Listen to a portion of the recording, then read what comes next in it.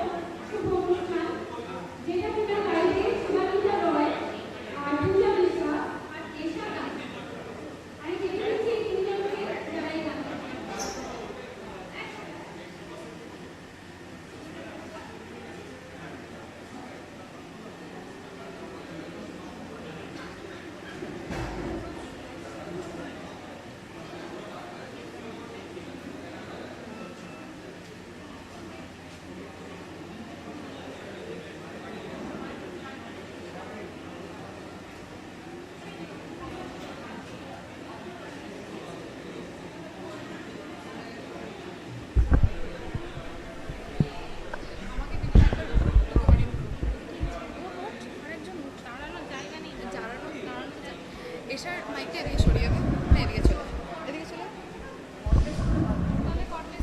হ্যাঁ হ্যাঁ, কর্ডলেস হলে বেশি ওই যে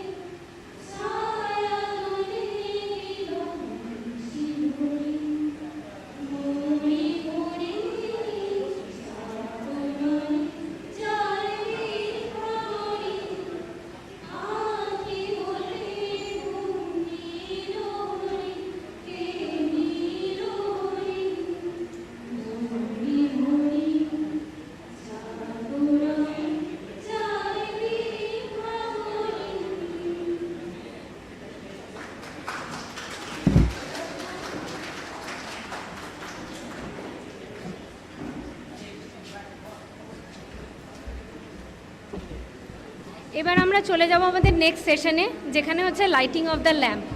এবার আমি ডেকে নেব আমাদের প্রেসিডেন্ট মিস্টার সচিদুলাল স্যার, আমাদের HOD Sriparna ma'am, Sriparna Dutta ma'am, Achinta sir, Debjyoti sir, সবাইকে একটুখানি, দীপা ম্যাম একটুখানি ডেকে নেব। আপনারা সবাই চলে আসুন। দেবারতী ম্যাম আপনি, দেবজ্যোতি স্যার ওনাকে ডেকে নেব, সবাই ডেকে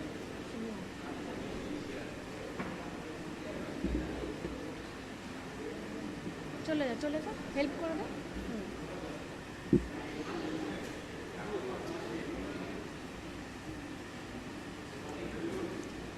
স্যার আপনারাও,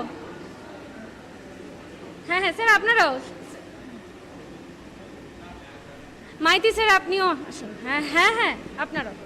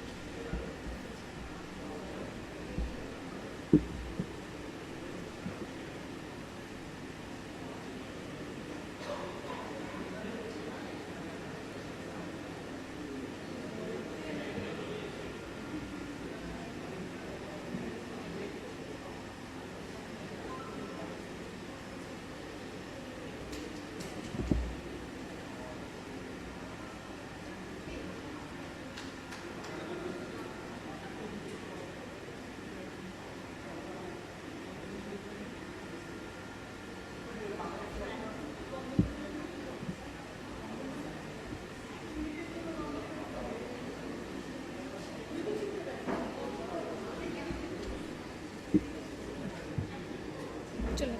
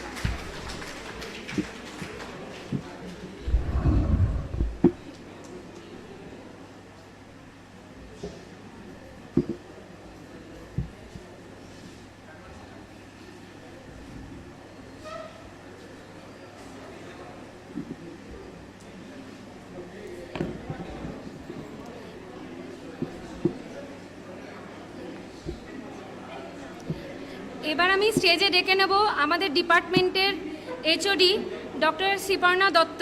উনি ওয়েলকাম অ্যাড্রেস দিয়ে শুরু করবেন অনুষ্ঠান।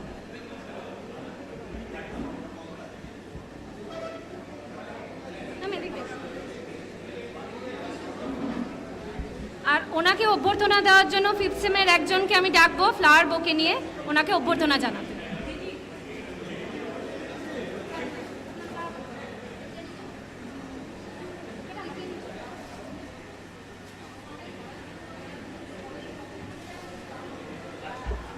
আমাদের ডিপার্টমেন্টের এইচওডিতে অভ্যর্থনা জানাচ্ছে 5th সেমের স্টুডেন্ট। এবার উনি ওয়েলকাম অ্যাড্রেস দেবেন আমাদেরকে। ম্যাম,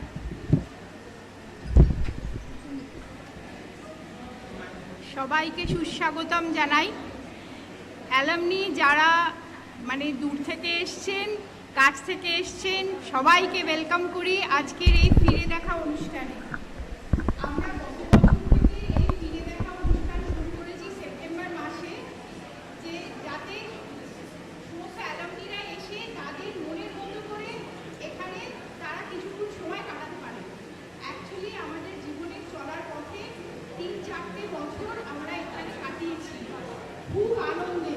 কেউ প্রদীপের সাথে, সুদীপের সাথে, লালমোহনদার সাথে, শঙ্কুদার সাথে, আমাদের পুরনো টিচারদের সাথে, সবার সাথে মিলে 3-4টে বছর আমরা খুব হই হই করে এখানে কাটাই। আর সেই বছরগুলোই আমাদের সারা জীবনের রসদ। সেই বছরগুলোই আমরা ফিরে দেখি জেনারেলি রিইউনিয়নের সময়। কিন্তু রিইউনিয়নের সময় আমাদের এই ক্লোজ অ্যাসোসিয়েশনটা হতে পারে না, যেহেতু অনেক লোকজন থাকে, সেমিনার থাকে, আমরা সেখানে মন দিয়ে নিজের ডিপার্টমেন্ট, নিজের বন্ধুবান্ধব, ছাত্রছাত্রীদের সঙ্গে সময় কাটাতে পারি না। তাই আমরা এই ফিরে দেখা অনুষ্ঠানটা নতুন করে শুরু করেছি, যাতে প্রতি বছর আমাদের নিজেদের মধ্যে কন্ট্যাক্ট হয়, বন্ডিংটা আরও দৃঢ় হয়, এবং যাতে এখনকার ছাত্রছাত্রী যারা আছে তারা বুঝতে পারে যে পুরনো ছাত্রছাত্রীদের এখনও কতটা টান ডিপার্টমেন্টের, এবং তারা কিরকম পজিশনে আছে, তারা কীভাবে হেল্প করতে পারে, এইগুলো ডেভেলপ করার জন্যই আমরা এই ফিরে দেখা অনুষ্ঠানটা শুরু করেছি। গত বছরের অনুষ্ঠানটা খুব ভালো হয়েছিল, সেই উৎসাহ নিয়ে আমরা এই বছর শুরু করেছি। সবাইকে এখনও আমরা ওয়েলকাম জানাচ্ছি। হয়তো রবিবারের দুপুর খেয়ে আস্তে আস্তে একটু দেরি হচ্ছে, আমরা শুরু করে দিই, তারপর তারা আস্তে আস্তে এসে জয়েন করবে। আমরা শুরু করতে চলেছি ফিরে দেখা দ্বিতীয় বছর।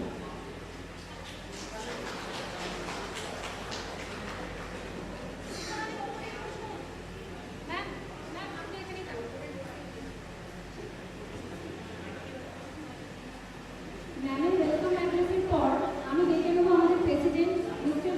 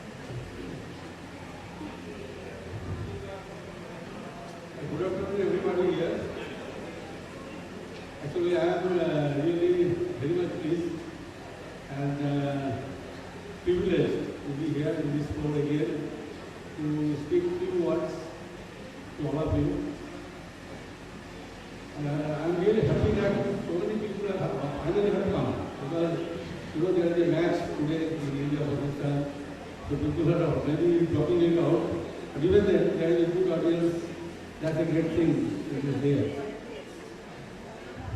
Actually, before going to the actual subject, actually we could not do the Teachers' Day program this time. So we must pay tribute to our beloved teachers. Because of them, we are here today in this position. So we must remember them because they are the people who have guided us all through our lifetime. Also, I can congratulate being the same community, scientist community. We must congratulate the ISRO team for the biggest achievement in the space research. We must be a big hand to them because the number of students from this institution are there in the ISRO community. I think people, our young generation may not be knowing, but there are a number of people are there who are working for ISRO who are basically from this same institute. That is a big achievement for us also, and it's really giving a real motivation to all of us. Coming back to the program part to this, I must thank, extensive thanking to all our professors, seniors here, our alumni, our students to organize this program. They are very little time, not much time they could be given, but even then it is a good organization done by them, and I must acknowledge their efforts. Our activity in association is definitely growing, it is fact. And the example here is that this is the second time we are organizing the technical seminar sort of thing. It is a forum where we can share our knowledge to our distinguished scientists and guests whosoever is here. I must thank our Mr. Chattopadhyay and Mr. Bhatt who have come all the way here and get prepared for this some presentation here to enlighten us in their subject. So this is a big thing. And also new concepts we have introduced this time. Our alumni must know that we are organizing a poster session this time. Initially we were not thought of, but later we thought that our students can write and prepare the posters, and that will definitely help in a big way in their hidden talents to expose, and this forum can help them to prepare for the interviews also, because poster presentation gives a lot of things in their mindset. So we will definitely enjoy the poster session after the technical presentations are over. I must thank our 95 batch alumni who are here. Must be somebody here. Some of them must be here. We will give them a big hands because they are the guys who have organized a program of their own by funding from their own, the big thing, to improve the communication skill of our students, English knowledge and English communication through one outside institute. And they have done a great job, and I am sure the students here who have attended this program, they are benefited, and that will definitely help them in future course of action and in the career growth. Another thing, most important thing, we always talk that alumni program means, the context. That always we discuss about that. So we give a theme in that program is the socializing. So until unless you give some sort of a forum where there is a social programs are there, people sometimes they reluctant to attend. So you know there is a cultural program we have organized last time also, and this time also we have organized, and this cultural program is to our students and alumni only, not from the outside people.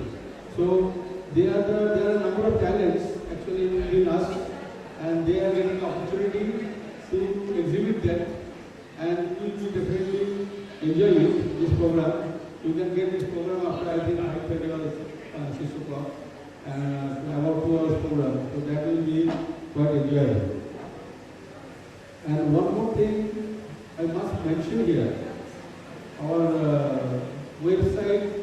committee.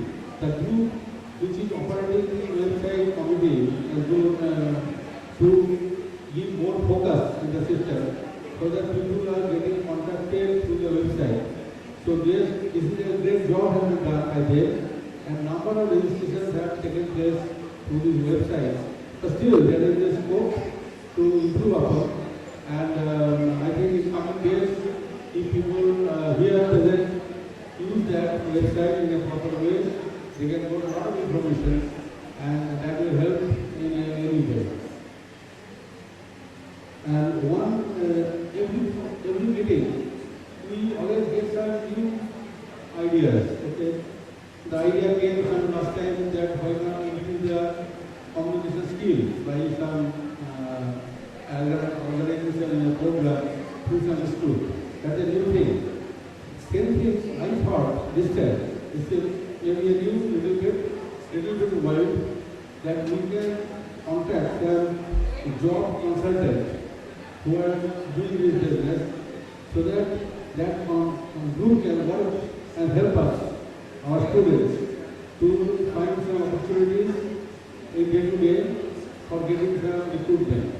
So if somebody can initiate some interaction with some job consultant here in Calcutta, I think it may help them help their students, because we are trying our best to help them through different institutes and different industries. But with this busy schedule, we cannot come to students every time with our information that this is the industry job is there or not, whatever. But if there is a formal job consultant attached to us, I think we have to pay some money, but it will definitely help in a big way to our students for the recruitment. This is all about this today's meet, and I think the program is scheduled in 3 parts. One is the technical seminar presentation, another is the poster session, and also chapter 1 is the cultural program. And I think everyone will enjoy it. By 5:36 we have the cultural program. After that it will be some dinner also arranged. Even in between the high tea was arranged. So it will help everybody to get relaxed and comfortable in the whole of the session. Thank you all. Wish you the best success in today's program. Thank you. Thank you so much, sir. এখন আমি স্টেজে ডেকে নেব আমাদের secretary chemical technology alumni association doctor Debananda Mitra ma'am. উনি কিছু কথা বলবেন।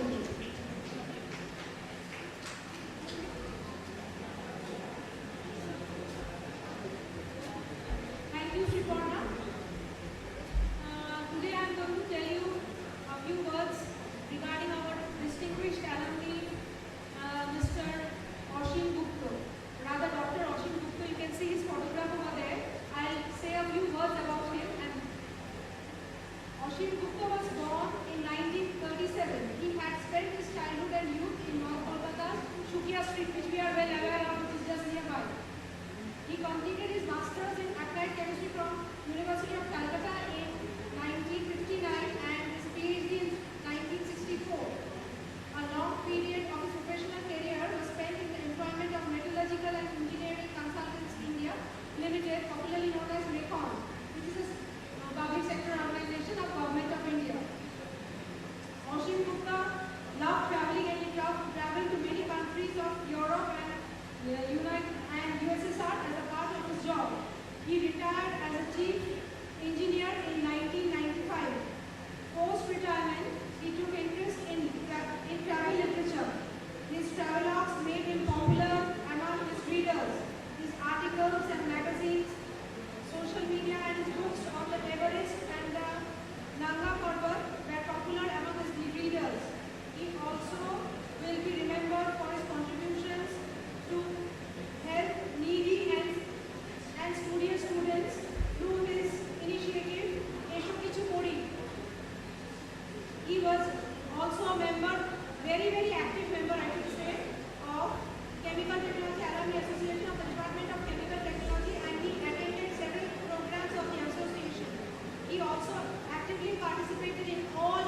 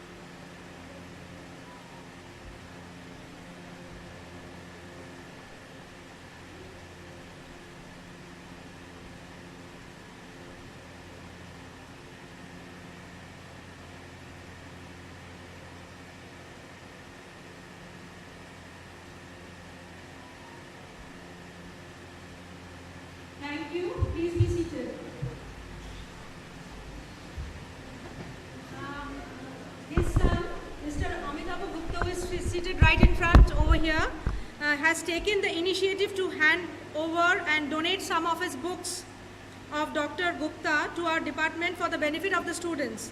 We thank Mr. Gupta wholeheartedly for fulfilling his father's wish. I, on behalf of the department, thank him wholeheartedly. Please acknowledge we acknowledge the set of books that he has given us and give him an applause. In this regard, I would like to also mention some contributions of our alumni, especially the 1995 batch, who have taken great pain to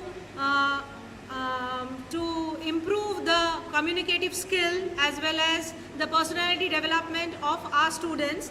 Currently, the 5th semester students of our department are availing a program that is being offered by the British Institute, and this entire program is being sponsored by 1995 alumni batch. I would specially mention the names of Mr. Sanjoy Basu and Mr. Jayanto Saha. They are yet to come over here. They are not present. But I, on behalf of the department, would like to thank them wholeheartedly, and we sincerely hope that our students shall be greatly benefited from this program. Okay, thank you.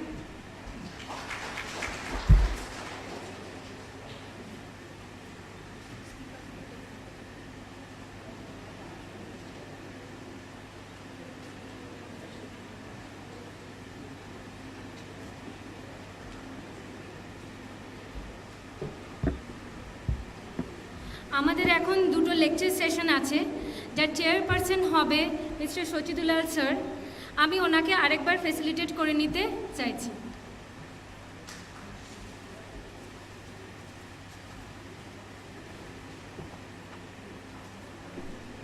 Chairperson mister Sachidulal sir.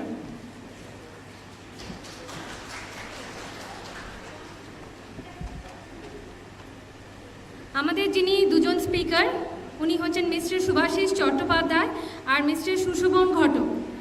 আমাদের প্রথম lecture হচ্ছে mister Subhashis Chattopadhyay.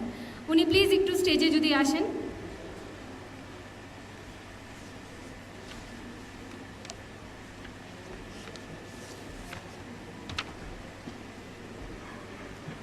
ওনাকে facilitate করবে আমাদের 5th সেমের student.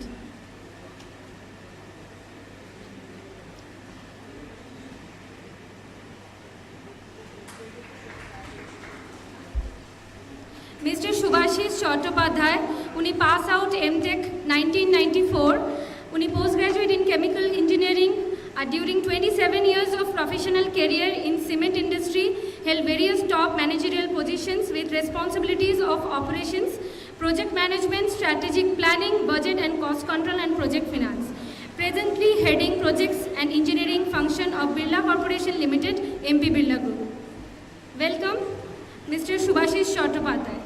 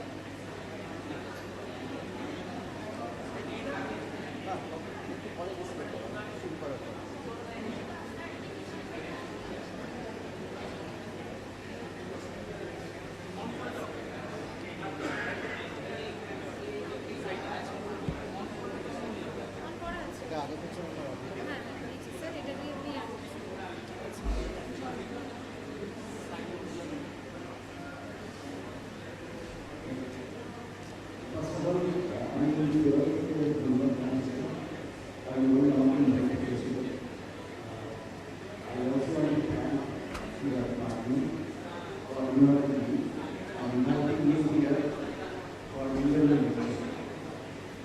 So, am I audible actually? Because I think some humming sounds coming.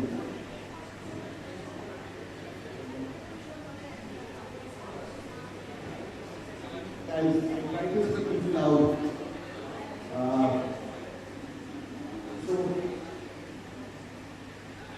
So I was asking everything that was crazy.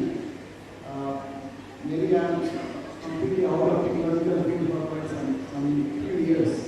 Okay, I take care of engineering, but not much in depth nowadays. So then she was telling me that why don't you share your own experience in life? Why don't I'm not such a great person that I should share that experience and life to the students who are going to begin their life in a different way, in a new way. So then I thought that I should explain them through my experience what I have gained. But I have met many people, I have met many people of different cultures, different countries. So, and I have seen that how people become successful, how failure also comes to the life.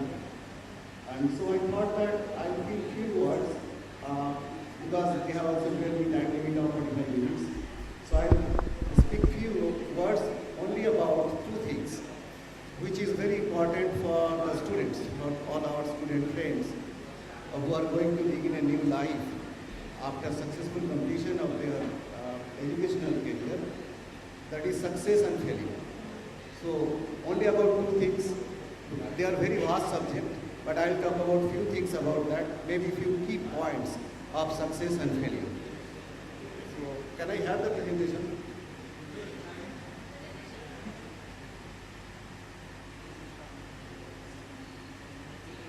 So the first thing is that when we are ending our educational career, we are going to do something new, maybe job, maybe something on our own, because a lot of startups are coming, many students are coming out from their student life and starting a career of business straight away. So the thing is that, which is important, that people think that there should be opportunity. But the thing is that opportunity does not come on their own. It has to be created. So whoever is ending their educational career, it has to be remembered that opportunity will not come to your home or to your institute directly. What you have to create. So I just request the students, because it is important for you, please be attentive to this. Because what I am going to share with you, it is from my 30 years of learning. So I am much older than all of you. So I just request all of you, please be little attentive, because you are going to start a new different life altogether. So what we see in our journey of life, when we start in the school, we start climbing steps. Then what we see the next, when we go to the high school, again we start climbing. When we enter to the college, after at the last year we find that we have achieved everything, we have reached the goal. But it is a small steps of that goal. When we enter to the new life of our career, we found that it is a very steep rise of the life. There is a long way to go.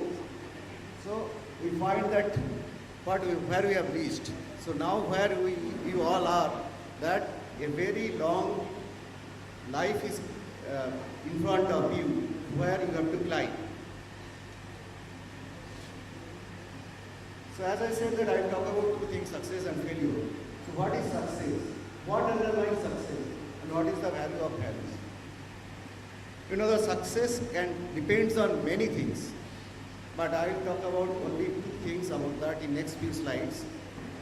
Because it is a vast subject, so it cannot be covered in 45 minutes. It can take a day long. So the thing is that if you read about the last sentence, that try not to become a man of success, but rather try to become a man of values. So each and every person who are going to start a career, few things you have to remember. One is that your vision, then your target to achieve that vision and your core values, because they are very important. If you maintain that, these values, then you can become successful.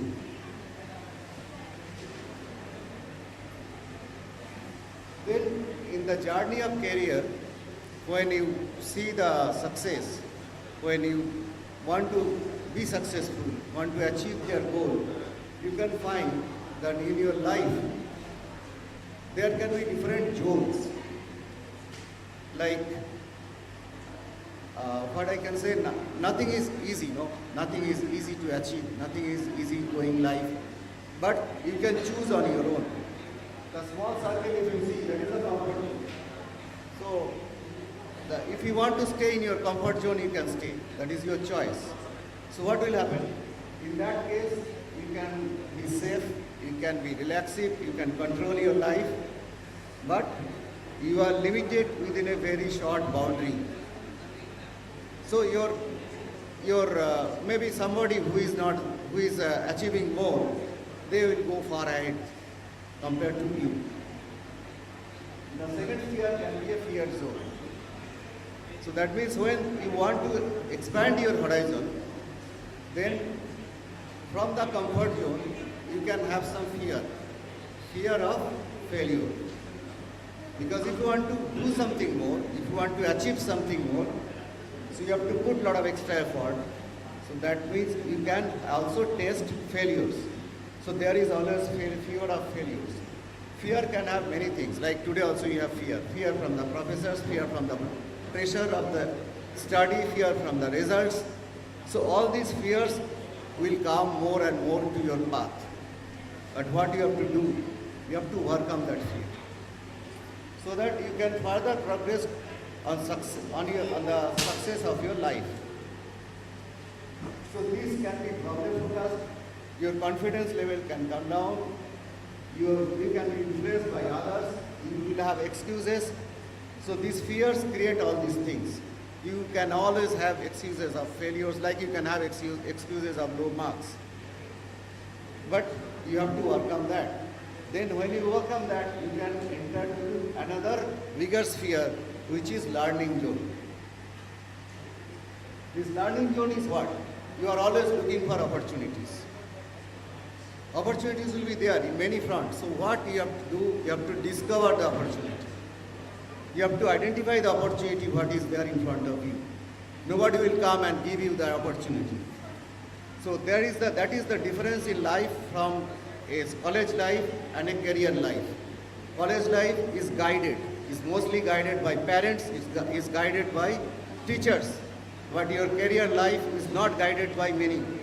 It is guided mostly by you. You will only have to overcome all the fears. You only have to create the opportunities. You only have to develop the confidence on your own. So in that case, what will be happening? You will be solving, you can solve your problems. I still find many people are not attentive. If you are not attentive, I can end it here now.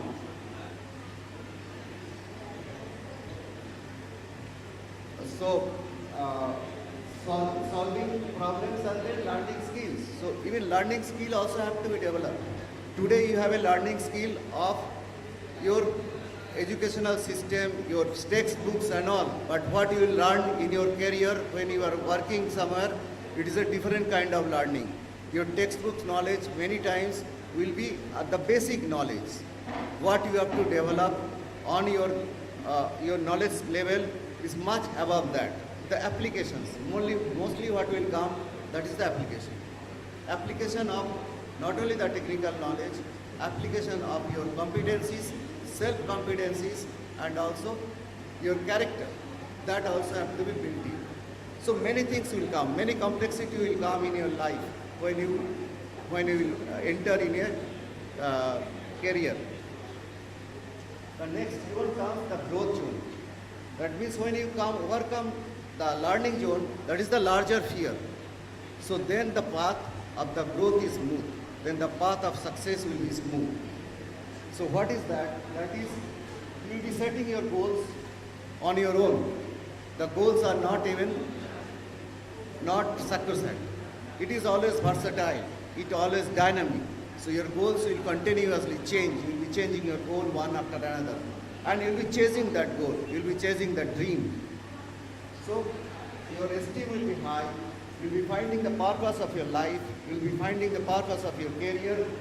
Then you will be having a vision. You will have a motivation to grow. And you will be achieving the goals. Now about success, there are many things to drive the success. I'll be talking about only two things. One is that playing with your own strength. Identify and realize what is your own strength. That is number one. And number two, how you can overcome the fear, how you can overcome the failure. So first, if we talk about the playing to the strength. So what is strength? Strength is talent plus smart work. So talent is a sometimes it is an inborn character, sometimes it is acquired. Now everybody is not talented. Like in a football team of 11 players or in a cricket team of 11 players, all 11 players are not Virat Kohli. All are not equally talented. But we have to achieve the goal with that 11 players. So that means that strength is to be driven from some talent and also with the people with the less talent.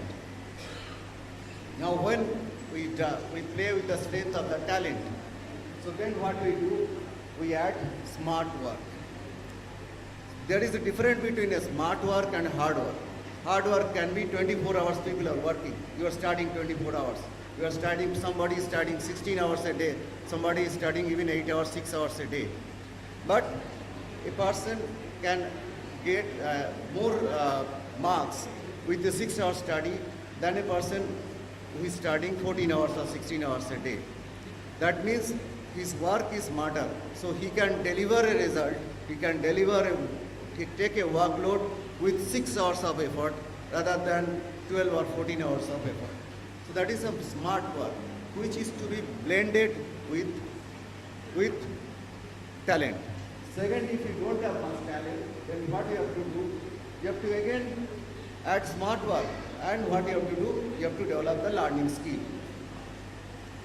So a person with a little less talent can also be equally successful as compared to a person which is highly talented. That is how you have to identify your strength, you have to identify, develop your skills, and you have to strive for your goals. Now developing talent is your strength. So what you have to do is invest considerable time in the area of natural born talent. So you can identify your own talent. You can think about how you can develop the strength out of your own talent.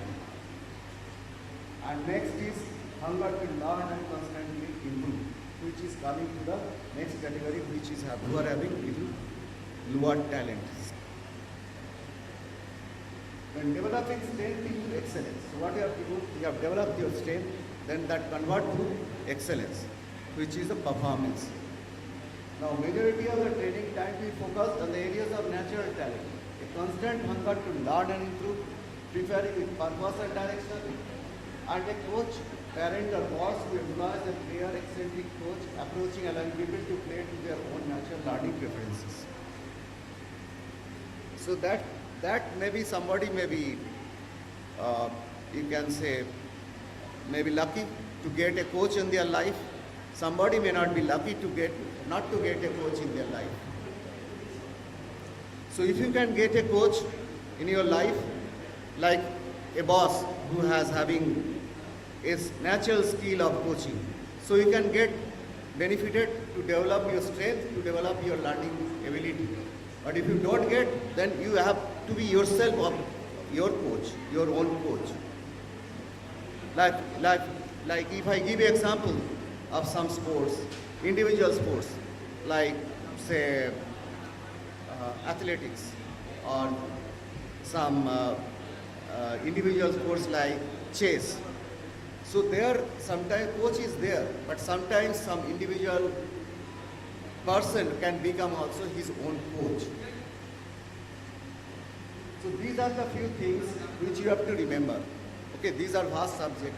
We can talk about long, but normally this kind of discussion should be interactive. But I'll be happy if you can ask me questions now or maybe after this session, then we can elaborate more. It is all for your benefits. The students who are here for their benefits. So next is that what I'm dealing with, that is the fixing the weakness. Now each person has to learn that to be competent in most of the anything. So you cannot be expert of all the fields, but you have in the future, when you are going to the senior level, most of the cases you are not in the expert field of only one subject. That happens normally in the field of research. But when we go to the industry, most of us, we start the career as an engineer, then we become a manager. So when we become a manager, that means we are handling multiple disciplines of engineering. And then finally we then went up to the level of the directors and all. We have to handle many things, not only the engineering, we also have to handle the field of accountancy, we also have to handle field of finance, we also have to handle HR, like our people management and all, we all have to handle that. So that skill you need to set at the beginning of your career.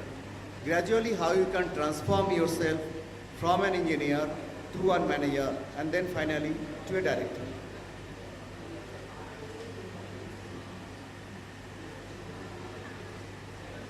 Now this is one ad which was given by Michelin.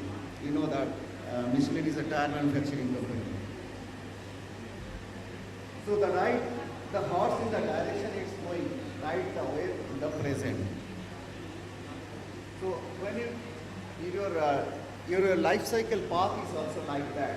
It is wavy. Sometimes there will be smooth life, sometimes you have to climb on the wave, sometimes there will be fall. So that all you have to adjust yourself in the path of your life. So then you have to know that where sometimes you know you are in the safe zone, sometimes you are in the discomfort zone, sometimes you know that you have to change the direction of the path. And then accordingly you can win the game.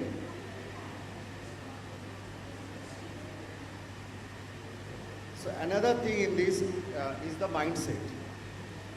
And most of the cases people become successful or not, it's because of the mindset. Sometimes there will be a fixed mindset. There are two kinds of mindset. One is fixed, another is growth. The fixed mindset is that failure is the limit of my abilities. When I become failing, so I think that, okay, I can't do that. So my mindset is fixed. I can't do more than this. This is my ability only to perform this. Second is, I'm either good at it or I'm not at it. I'm not. My abilities are unchanging. So these are the all fixed mindsets. When we have fixed mindsets, we don't think large. We think in a narrower span. So in this case, I myself determine my path, my goal, everything I limit with my fixed mindset. But if my mindset is like a growth mindset, then I see failure as an opportunity to grow. So I use the failure to grow. In that case, I challenge myself always. I challenge my abilities. I challenge the hurdles. I challenge others' abilities. So I always try to find a success from the failure and use the failures as a stepping stone of the success. I always change, in that case, take the feedback. It may be negative feedback as also a positive feedback for me to develop and to learn and to grow. Then in that case, another thing comes, that is the focused mind.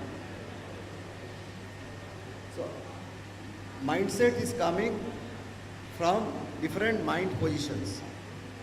One is the focused mind, that is I am in past, present and future focus. Some few people always live in the past, always living in the past glory. Living in the past glory is fine. So that means you have done many things good, you are remembering, so you can utilize that experience or that knowledge what you have gained in the past for your future growth. But you cannot always remain in the past glory. You have to be focused on the present and you have to be focused on the future. So in that case, using past from the gain or loss, and future you have to plan. You have to focus on your future plan and then accordingly plan your success and career path. Then broad to narrow focus, understanding when you have to broaden your focus or when you have to completely pinpoint on something on your focus. Then another is internal versus external focus.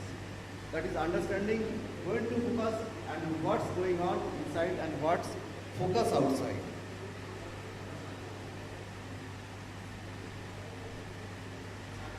These I skip because this particular chart will take almost half an hour to explain. So you have to skip it. Then distracted mind. Then another is the distracted mind. One is focused mind I told, another is distracted mind. So the important is that how do you handle with the distractions so that you can remain focused. First is the positive, which is success. Past focus is overconfidence, arrogance, complacency, boredom. So what I was telling in earlier slide that we cannot always live in the past glory. So what the result come out if we always live in the past glory, that we can become overconfidence, which can lead to a failure. We can become arrogant, that means we are blocking our mind to learn. We can become complacent, so again that is also blocking our thinking process, and we can then ultimately land into a boredom. So future focus is premeditation, impatience, overeager. So I don't have patience, means I am always in the future. I am thinking I'll do something this, but there is a pace. So that pace you have to control. So in that case, premeditation, impatience, overeager, trying to be the hero, arrogance also will come, go out of the game plan, overly aggressive, poor shot selections. So these are also has to be avoided. Now about negative and failure, the past focus will be doubt, lack of confidence, lack of self-belief, hesitant, insecurity, overanalysis, frustrations. So all these are some negative factors of past focus. Future focus will be fear of failure, failure of decline, fear of injury, pressure, panic. These are all future focus, futuristic focus. So what you have to do, you have to balance between past, present and future. The present is the scenario most where you have to focus.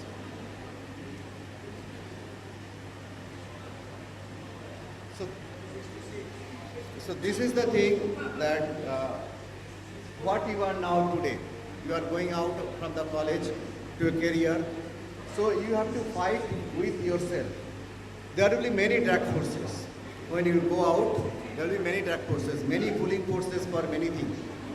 Because your life with some getting salary can become very good. You can enjoy your life, but there will be many distraction and drag forces. So you yourself have to control, you yourself have to decide that how do you control those drag forces and keep yourself focused on your career path. And then you identify your risk of your own career path, risk of your own life.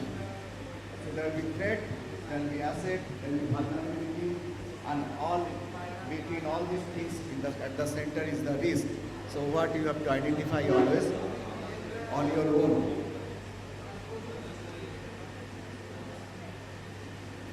The second thing what I wanted to discuss is the failure.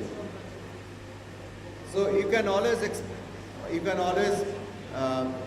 experience failure in your life, and that failure can you can say frustrate yourself, can destroy yourself. But what you have to do, come out from that fear of the failure. So you have to review. When you lose, don't lose the lesson. What you are learning from the failure, that you please do not miss. So that you use for correction, that you use for the development of your own character.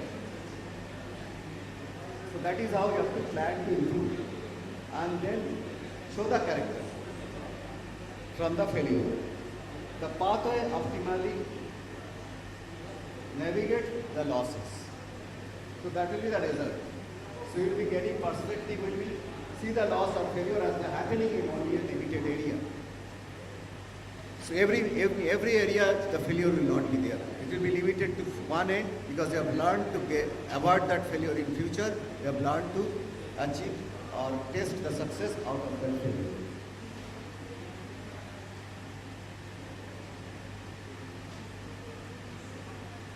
And the last part is the riding the waves of the fear. The wavering age of this, all of our age of fear. Everybody is, there is a backup of mind, something is we are afraid of. So that important is that how do you deal with the fear, to overcome the fear in our life. All of have, it does not matter so much that we fear or on our age, but rather where we operate in our relation to it. How do you deal with the fear? That is important. Operating your short of age. Most people operate short of their age, living in the comfort zone of low risk. We always like, but we have to come out. Unless we come out from the comfort zone, as we have seen, we cannot go to the learning zone, and finally we cannot go to the growth zone. So what we have to do, operating zone beyond the age. So finally we can become risk takers, fearless, we can become workaholic. We always enjoy work. We can enjoy work, even you can enjoy 12 hours of working. So that 12 hours working will be smart work, not only the hard work. So if you can overcome this fear factor, you can always convert your hard work to a smart work. I think this is a very elaborate topic. I'll avoid this. Now what now? The fear is acknowledged. The things that I have control over myself. And second is the things I don't have control over. So this we identify. We add up these two and then we develop the strategy for being successful in the life. So we develop our own strategy, we plan our own goal, we plan our own activity, and we finally achieve that. Even in each of my teammates, I am handling a big team. Maybe sometimes I am handling a team of about 200 people. Sometimes my direct report are 20. So what I tell them that some of them may be seniors, even some of them are vice presidents level and all who are reporting to me. What I tell them that identify your 5 fear factors, and each 5 fear factors you work on that, how you can avoid, how you can implement, what actions you can take, and monitor yourself that whether you are doing that or not, so that you can thrive upon the success.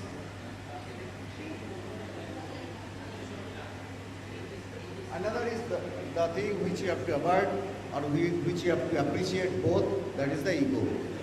So that is the battle you lead. Every one of us has an ego. Ego of what? I look good. So that is one ego, I look good, I am a good looking person. Sometimes to not look bad, sometimes to be right, to not be wrong. So the thing is that the ego sometimes is good, because with your ego you can plan some development, but most of the cases, ego is to be controlled. That is the most important thing. Otherwise, there will be conflict, there will be fighting with each other, and ultimately that fighting will lead to the failure of not only one team, also all the team.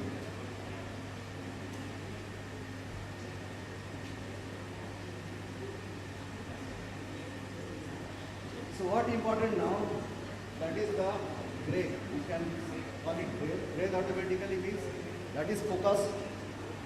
Focus on yourself, focus on your goal plan, focus on your mental state, focus on your ability, and develop your trust, belief and confidence on yourself. Then take this step, take to pressure, then what versus need and believing and knowing, and personalize the pathway to the journey. The last thing I'll talk about the leadership style, and this is the last slide. This is my own perception. What I can think that there are 6 kind of leadership styles. Because all of you people are going to become leader one day. So 6 type of leadership style is, first is the instruction style. That means he's too dominating. He doesn't hear anybody. He doesn't listen to anybody. He simply goes, give instructions after instructions. So there sometimes the instructions are right, sometimes the instructions are wrong. So the wrong instructions lead to failures. So that is the kind of leadership, instructing. Another is advising. So they keep on advice. They don't do on their own. They keep on advice, they keep on doing the job, giving the advice that you do that, this will be better and all. Finally, not even realizing whether this is good or not, whether this is going to give result or not, because they don't analyze, they don't give to the depth. Their job is only the advice. Third is mentoring. So normally this kind of leadership we will find some old people that I have done this thing in my life. I have done this thing. This was the better thing. So in this way, you can. They only do the mentoring. Another is abdicating. That means he runs away from everything. He does not bother about what is happening. So he does not take the responsibility. It's abdicating. And the last. The 5th is the coaching, which is the most important and difficult kind of leadership style. So that means he involves himself in the job, he coaches the people, he coaches the team, and ultimately drive the result through appreciation. And the last is servant leadership, who actually follow the followers. So that's all about my presentation. The last what I tell that whatever you do, you love your family, live with your passion, chase your dream, work hard, and use failure as a stepping stone of the success. Thank you.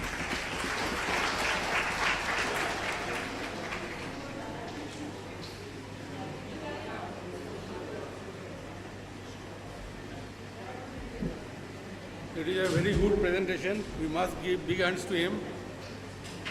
Actually, 2-3 things have come up in the presentation. It is not working? On here.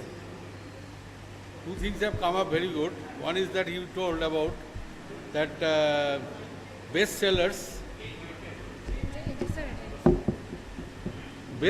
are not born in the smooth water. It's very nice caption he has given, and really it is happening all through our life. So our students must follow that. You never get smooth water, that always. That is a point to be thought. And secondly, he has told about the 4 zones. One is the learning zone, which should be appreciated. That is the key of the success of the life. So until unless you learn, even my age I am learning. So in all age you can learn. So learning is the key as per him, and hunger for the learning. That's very important point. He stressed about. And lastly, he also pointed out the positive side of the ego. Normally think about the ego is a bad thing, but ego has got a very, very nice positive things, which he has elaborated nicely. So all 3, if we can together, add up together, then it will giving a real success to the life. So his presentation is very nice. I really appreciate it. Thanks.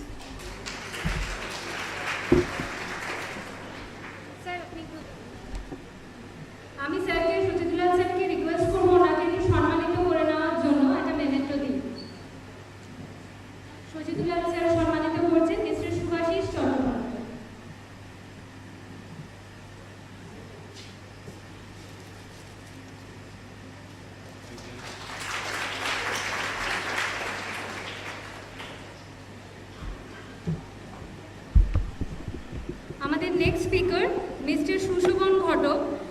উনি হচ্ছেন MTech 2009 batch pass out, BTech 2007. Presently he is working in Accenture Scientific Informatics Services team since February 2020. And he has 9.6 years of experience in this field with renowned MNC like Cognizant, Imami, Kembatech and Des Medical. মঞ্চে ডাকবো আমি Sushovan ঘটককে।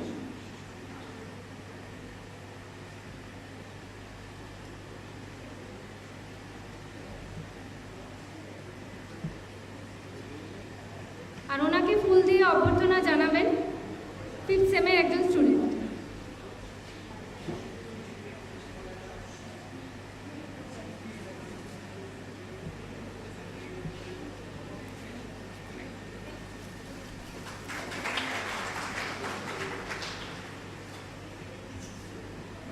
Mister Sushobhan Ghatak, mic. Thank you.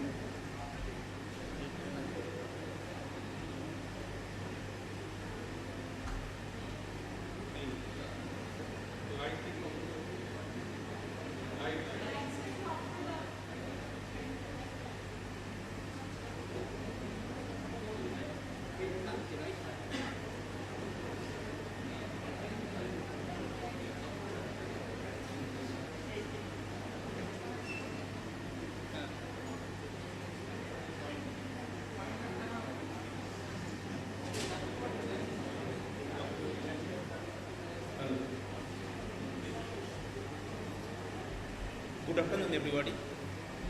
First of all, I want to convey my gratitude to the chairperson and all of my teachers present here. I want to convey my respect to all of my seniors for their wonderful contribution across the world, what actually helps us to build up our career in future ahead. And also I want to thank my juniors and friends for their contribution, good work, and also the torch bearer of this prestigious department.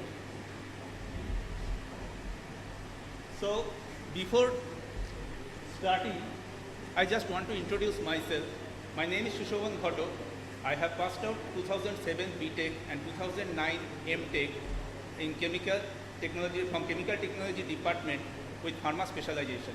Thereafter, I have started my working career in pharmaceutical industry, and I worked there around 9 years, and I gathered a good knowledge in business of pharmaceutical industry, specifically laboratory, regarding different types of instrumentation and business process like out of specification, out of trend, and then change control and other business process, inventory management, product management, sample management, all those things. And also during that period I faced some trouble, and I faced that some challenging was there, because that is the time around 2009 to 2015 when lab informatics evolving. And that time I faced the challenge of all the laboratories are facing actually, that is about audit.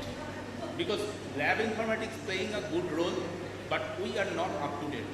So that's why it leads me to switch my field from pharmaceutical industry to IT industry, but I didn't change my domain. I am still working in a life science department, and I am giving support for the pharma giant like Merck MSD, Sanofi, and Abbott, R&D, GSK, all those companies.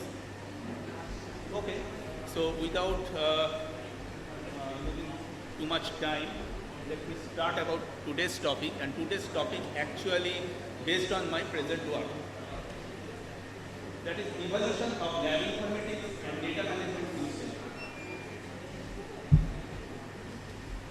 So I want to explain today's topic based on few points like introduction, where I would like to explain the previous scenario and present scenario, and then market of lab informatics and few applications which are very much important, which are using in lab informatics domain in chemical and pharmaceutical industry, like LIMS, laboratory management information system, electronic laboratory notebook, scientific data management system, and laboratory instrument integration.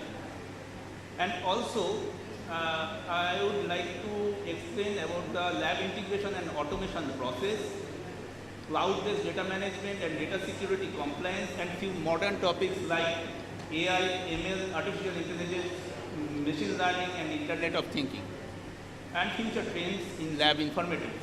And at the end, few case studies for different industries. So this is actually my working area right now. So before the advent of modern digital data management system, laboratory depends on the manual methods and paper-based method, what we know and what we were used to. And this time actually it was more labor intensive and had several limitations.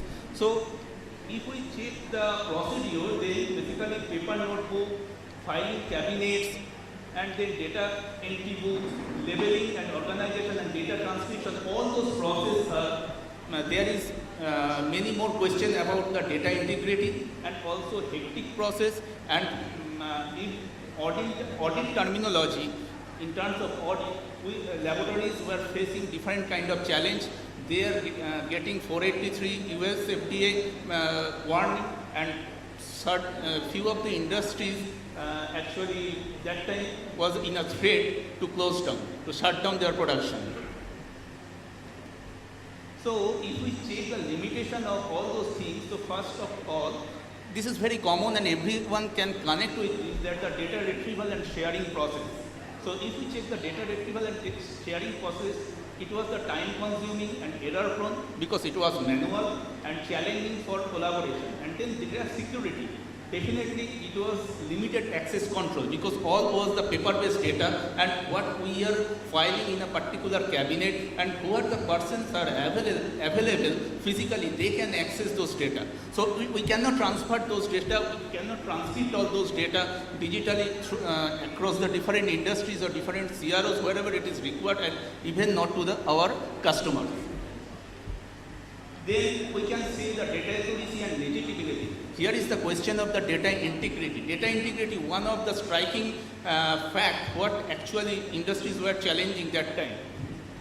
And I will explain about the data integrity because it is one of the most important topic what I discussed today. And then the version control, manual version control can be manipulated anytime, but if it is digital, then there will be a question of data integrity and we can control all those things. And limited accessibility, depending on the user control, we can access all those data and we can access, we can limit the access of those data and also we can circulate in a minimum time to a greater audience.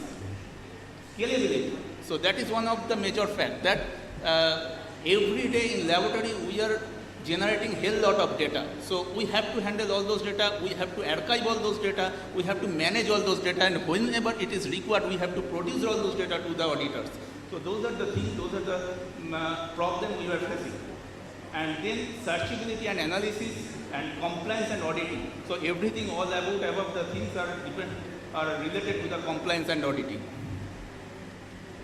So if we check little bit about the past, at the year of 90s, all data stored on paper in laboratory. 1940s, I want to remind you about the story of the great British mathematician Alan Turing, who actually break the code of Enigma of the firing solution during the period of World War II, and it ultimately leads the invention of the computer. And thereafter, at the year of 1970, where we computerized the system, what we are using in the laboratory. So like HPLC, GC, IR, I know most of the people know heard about all those instruments. So this is a chromatography, spectrophotometry. Not only that, even for the balance or pH meter, this kind of instruments also. System starting to look recognizable. So at 2010, government and regulatory agencies start introducing regulations, so that you can understand when I have started my career at the year of 2009. So laboratories were facing the challenges from this time because it becomes mandatory. So next, all about this because of modern laboratories are generating greater amount of data every day and managing all those things. So now what is lab informatics? It's a new terminology. Many of people who are not laboratory are not aware of about the lab informatics. If we go through the definition, lab informatics refers to the use of information technology and software solution in laboratory to manage, analyze, interpret scientific data. It involves the integration of various systems and tools to streamline and automate laboratory process and enhance research efficiency. So you can understand whatever the data we are generating in our laboratory that is managed by this lab informatics software. And there are many classifications in laboratory lab informatics applications. I will give a brief idea about that later. And what was the crucial role in the chemical industry? So that is our point of interest. The chemical industry heavily relies on accurate data, precise analysis and efficient collaboration, and also to drive innovation and produce high quality products. So for this, lab informatics playing a pivotal role for all those data to meeting this requirement. So there are many kinds of benefits of lab informatics like data management and organization, enhanced research and development, because we have lot of data which are available and by a click. Previously it was recorded in paper-based system, so searching those data was a tedious job. And then data analysis and interpretation, definitely data analysis comes into a very easy task, because let's think about Excel. You can put different types of calculation, and you can draw the regression curve and all those curves where the points are meeting the limit or not, that you can understand from this. Then collaboration and communication, we can share the data across the industry easily, and sample management, I will explain this later. It is one of the most important part of LIMS, Laboratory Information Management System. Resource optimization, so we definitely using less number of resource but the trained resource here. Safety and risk management, IoT plays an important role, Internet of Things, and finally the real-time monitoring. So real-time monitoring, here I would like to mention about the virtualization of the application. So I can operate any system from my home right now, even I am doing that. So that is the big advantage. I no need to present physically in the industry. So that thing, even at night time, when no person is present in the laboratory, I can assess what is the status of the sample analysis right now and where they are facing any kind of problem.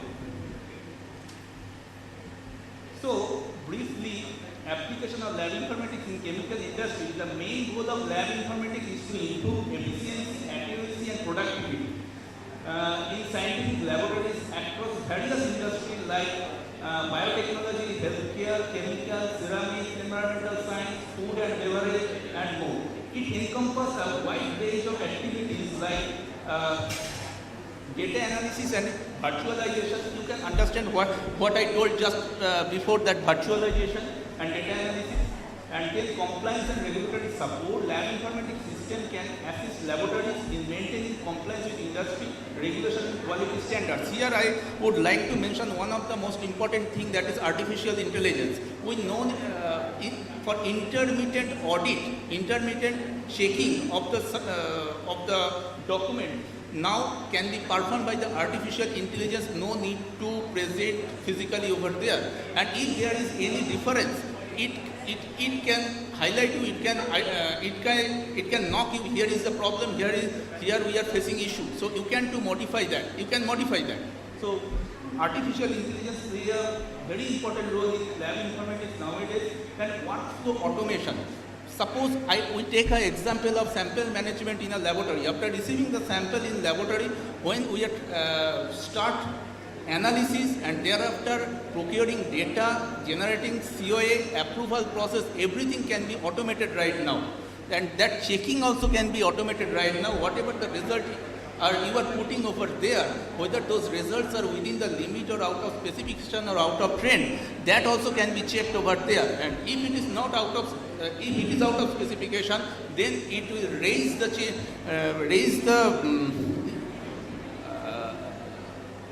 what is the term?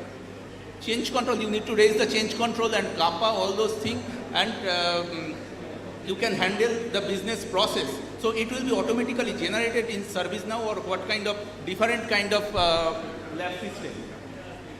Collaboration and communication that I have mentioned earlier, we can collaborate and communicate data. Even if I tell you an example of drug molecule development, suppose for a big drug molecule, there are 2 or 3 precursors that they are what are producing by the different CROs, and they have their synthesis process, and also they are generating the different kinds of data. So we need to validate all those data, and the final company who are actually synthesizing the main product from those precursors. So here actually need to identify if there is an error or whether products are good or bad. So every time when A, B, C, the different CROs are uploading all those data into the server, the final company, the main company can check all those data. So you can understand the communication is how much faster today. And manage large volume of data, definitely, that I have explained earlier, the adoption of lab informatics solution has become increasingly important as laboratories generate large volumes of data in their research activities. Effectively managing and leveraging the data can lead to better decision making, improved research outcomes, and accelerated scientific discoveries. So if we look into the market of lab informatics, so it can be classified based on 5 points, just like products, delivery mode, component, end user, and reviewer. So these are the main products what we are using, but these are not the all products. There are many products, but these are the main products. You can say these are the departments in lab informatics. So LIMS department is that is Laboratory Information Management System, ELN. So lab notebook now transferred into the digital lab notebook. SDMS Scientific Data Management System, CDS Chromatographic Data Management System, and also EDC Electronic Data Capture, and different instrument integration of the software. Next, these delivery modes are on-premise and web-hosted and cloud-based right now. Components are basically the software development segment and services what we are providing them. End user, if you check these, they have footprint in different industries like life science, CRO, chemical, food industry, agriculture, environmental testing laboratory, petrochemical refineries, and oil gas, in different industries, and many more actually. And these are the regions all over the world. I will show you the market, how it is booming nowadays. So first of all, first main application, that is LIMS.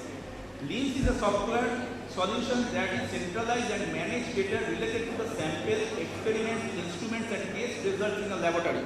So everything becomes automated. It streamlines workflows. Suppose that example what I took just before, that a sample when entered into the laboratory and up to the release, the preparing the COA, if it is meet the specification and not meet the specification, what kind of steps we need to take. All those steps are automated right now. So if you check the field where the LIMS are using right now, that is the sample management, quality assurance, reporting certificate, documentation, instrument connection, inventory management, lab execution system, quotation, invoicing, sample tracking, electronic ELN notebook, stability studies, workflow management. So you can see the percentage shareholder of the LIMS application depending on the chemical industries like pharmaceutical, biotech, chemical, food beverage, environmental, petroleum, and others industries. I know this data is completely 100% correct, but you can get an idea, overall idea, what is the market share of those application, of LIMS application. Even I would like to mention there, not only the single vendor over there there are Labware, Labvantage, Star Limbs, Caliber Limbs, many more vendors are there, Thermo Fisher, Sample Manager, many more vendors are competing right now. And they are procuring basically the chemical students because they have only the business idea. Why I am telling so? Because IT person has no knowledge how to develop it in industry. They have knowledge to program. We chemical people give them the idea with our business knowledge and they follow our idea and ultimately we sell those products in the market. So next I want to take the example of electronic laboratory notebook. We use in our laboratory nowadays, earlier days, those are paper-based laboratory notebook, right? Everybody. But here I can take the example of electronic laboratory notebook. What is the advantage? So digital documentation, data integration, so integrates data instruments, database and files. So what is the data integration? Data integration means when you are taking a sample weight from a balance, those data automatically pulled into the application. So data cannot be manipulated. After that, when you are doing the testing, those data also can be pulled from the instrument. And thereafter the analysis, processing and ultimately the COA preparation, even the reagent what you are using, those are the reconciliation of the reagent and also the amount of reagent, batch number. So all those things get integrated here. So there is no manual portion of manipulation. So that is more attractive for the auditor. So here, so you can check the manage inventory, calibration instrument, map storage location, track specimen collection, create workflow, streamline data, data integrity, comply regulation. These are actually the main part of the ELN application, what can be performed by this digital platform. And here, although the percentage are not mapped, but you can check the life science, CRO, chemical industry, food and beverage, and all other markets, lives and what are their share from the data of 2018 is the previous data. So next, the application, third application, what I want to explain, that is scientific data management system. So SDMS helps the efficient storage. So it's the storage application of the scientific data management. So previously, what I have mentioned, those are the process-related application. But this one is the storage application for the metadata. That means the process data, what we are producing actually. There are two kinds of data here. I would like to mention raw data and metadata. Raw data, what we are directly collecting from the instrument, and metadata after processing the final data. So this SDMS application helps to store all this kind of metadata. So data capture and integration directly from the instrument, we can capture all those data by this SDMS, and metadata management, data storage, definitely search and retrieval. When lot of data, SOPs and all those things, test procedures, quotations, all are those there. So whenever it is required, you can pull in by the search option. So now searching option is more faster. Workflow tracking, so approval process, and is now more faster. Data analysis integration, audit trails. When those data get recorded, and when you have taken the screen capture, all those things, taken the printout, all those things are there. Customization and integration. So these are the advantage of the SDMS. We are using is life science industry, chemical industry, food and beverage, agriculture, petrochemical, and environmental testing laboratory. So there is, as per CAT report, there is around 45% because this is very new field right now in lab informatics section. So there is a scope of 45% growth between 2020 to 2030. So many new people are recruiting from the chemical division right now in this field, in the SDMS segment. So finally, where actually right now I am working nowadays, that is the instrument integration. If you check the instrument integration, That is the integration between the laboratory instruments and also the software and infrastructure, database, all those things. But here the instrument connectivity is purely vendor's job. So there are a lot of vendors are playing. So if I take the name of CDS, Chromatographic Data Management System, Agilent, Empower and Thermo Fisher, all are the big players. So these are the role of them. Lot of people are recruiting from this field. Data acquisition, data analysis, integration, real-time monitoring and workflow automation. That is our field. Those are our domain, where actually a lab people can contribute.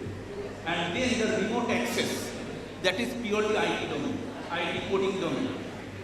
So we have the benefits of efficiency, data integrity, workflow streamlining, and similar kind of terminology, but there are different meaning. If you deep dive this, then you can understand data management, data analysis, remote access. What I was talking about earlier, that I can monitor a sample run at the night time when I was not physically present in laboratory, and compliance and visualization. So all those things are the basic analytical instrument integration benefits. So these are the few instruments what can be integrated by this process, instrument integration process. So you can see is you may be familiar with those names. Being a chemical department, gas chromatography is very known, and high performance liquid chromatography, mass, NMR, spectrophotometer, fluorescence, and AAS, FTIR, XRD, same, lot of things. So many more. I couldn't capture all those things here today. So if you check, so there is a scope of 5.5% growth between 22 to 27, but for the Asia, this growth, this projection of growth is 6.2%. Still we have the scope, and that growth means not only the new things. So growth means new applications development. But I am not talking about the new application development. When we are being an IT person, IT solution thing, when we are providing any applications to the client, then supporting all those applications is in my territory. So that is another domain where we can contribute.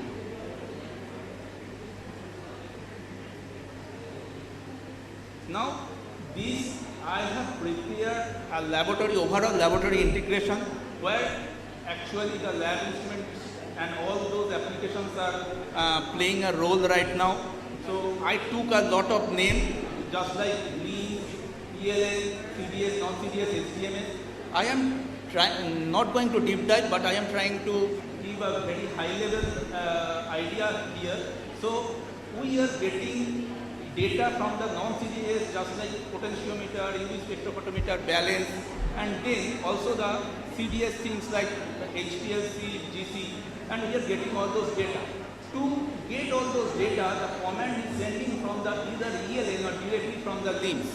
So we are sending the test request or command from LIMS or ELN, and we are procuring all this test result automatically. We are capturing all those results automatically in LIMS. Here also I also mentioned the HTMS data, that is the metadata. ELN and LIMS are regarding the raw data, but metadata, that the final processing data can be captured. But either those data put into the shared folder and using Grabber we are capturing this, or by the printer output we can capture all those data in scientific data management system, and these and HTMS also can talk between them. And here is the EDC. So wherever the report and COA generates, that automatically pulled into the web page and website, and vendor or client can see those result or certificate of analysis directly from there, and no need to upload any, no need to physical intervention is required over there. So these are the laboratory integration process. We have laboratory integration enables streamlined operations, efficient data management, and improved collaboration, ultimately driving innovation and bringing research and manufacturing products to the market more efficiently.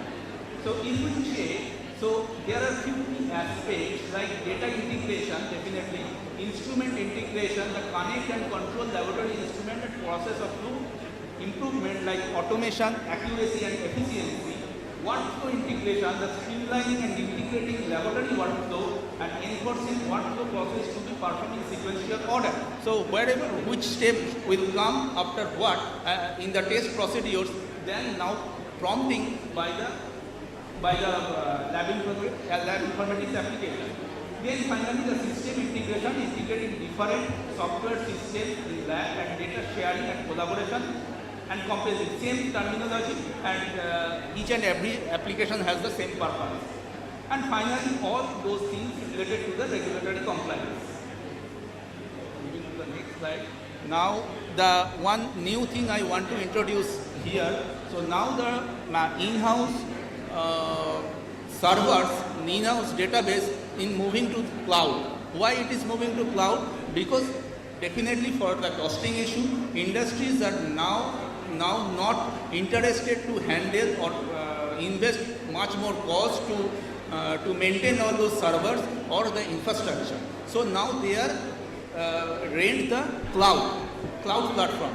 We can take the name few important cloud platforms like Amazon Workspace, GCP or Azure, and these are the main cloud platforms. So cloud-based data management in the chemical industry refers to practice of storing, processing and analyzing chemical related data using remote and cloud computing resource. So cloud has a greater reachability definitely, and by this by using the cloud we can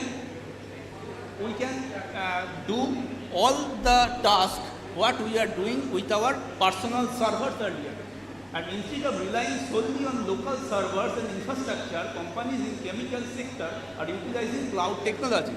So what I mentioned right now.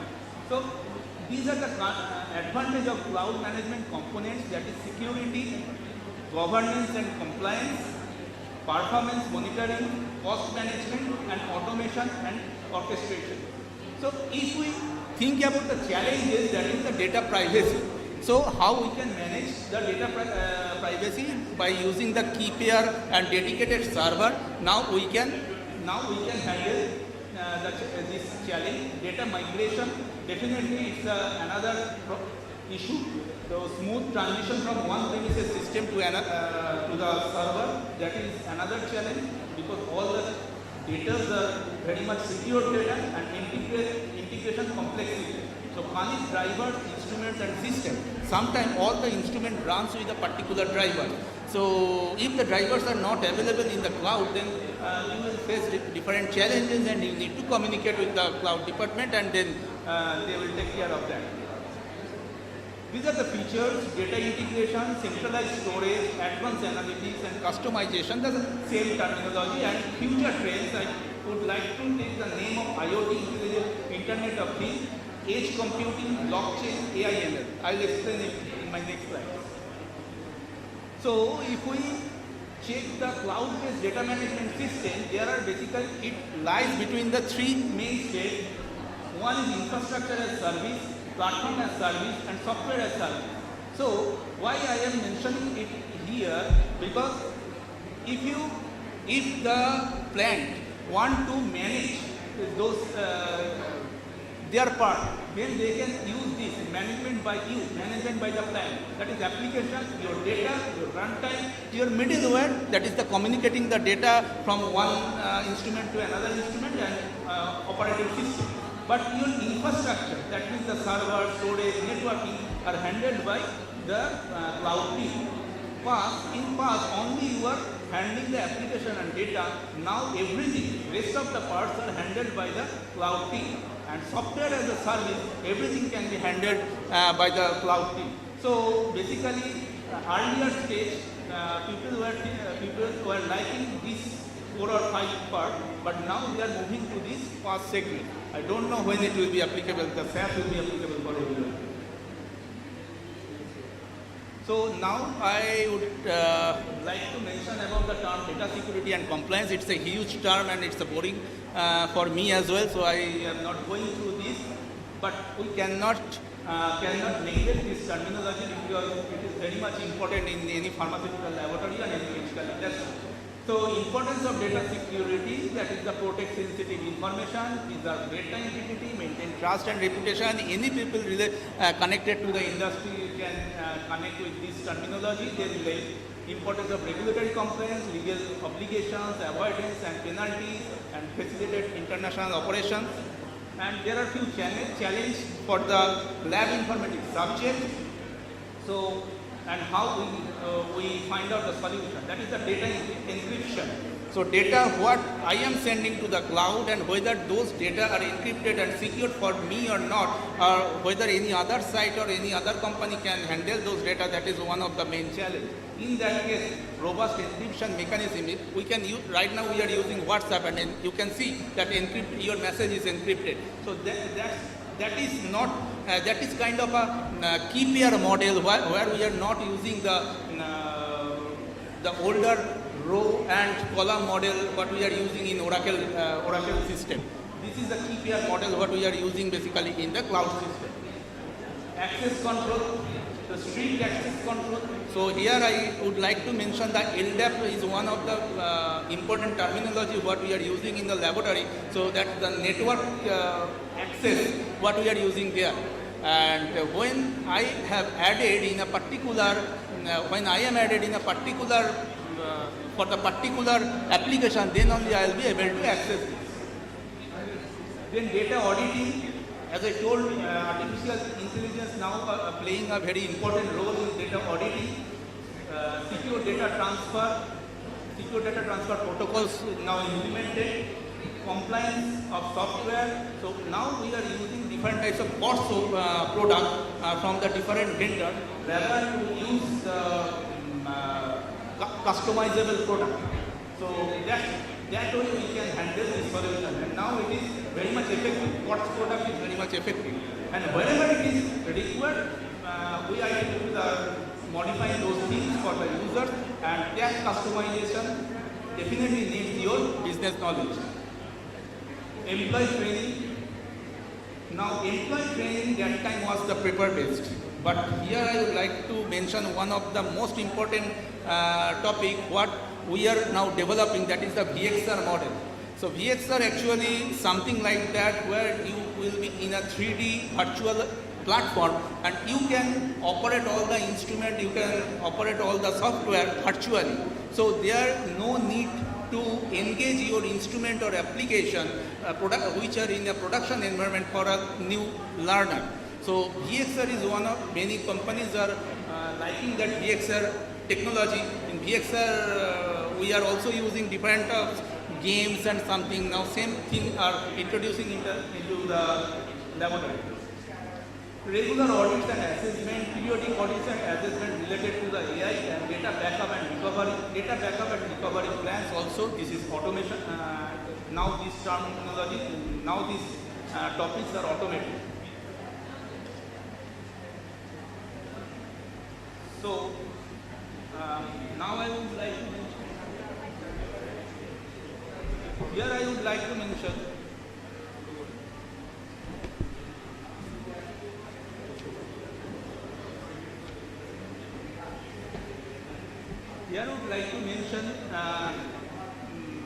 that digitalization and personalization, what actually comes across 2011 and 2020.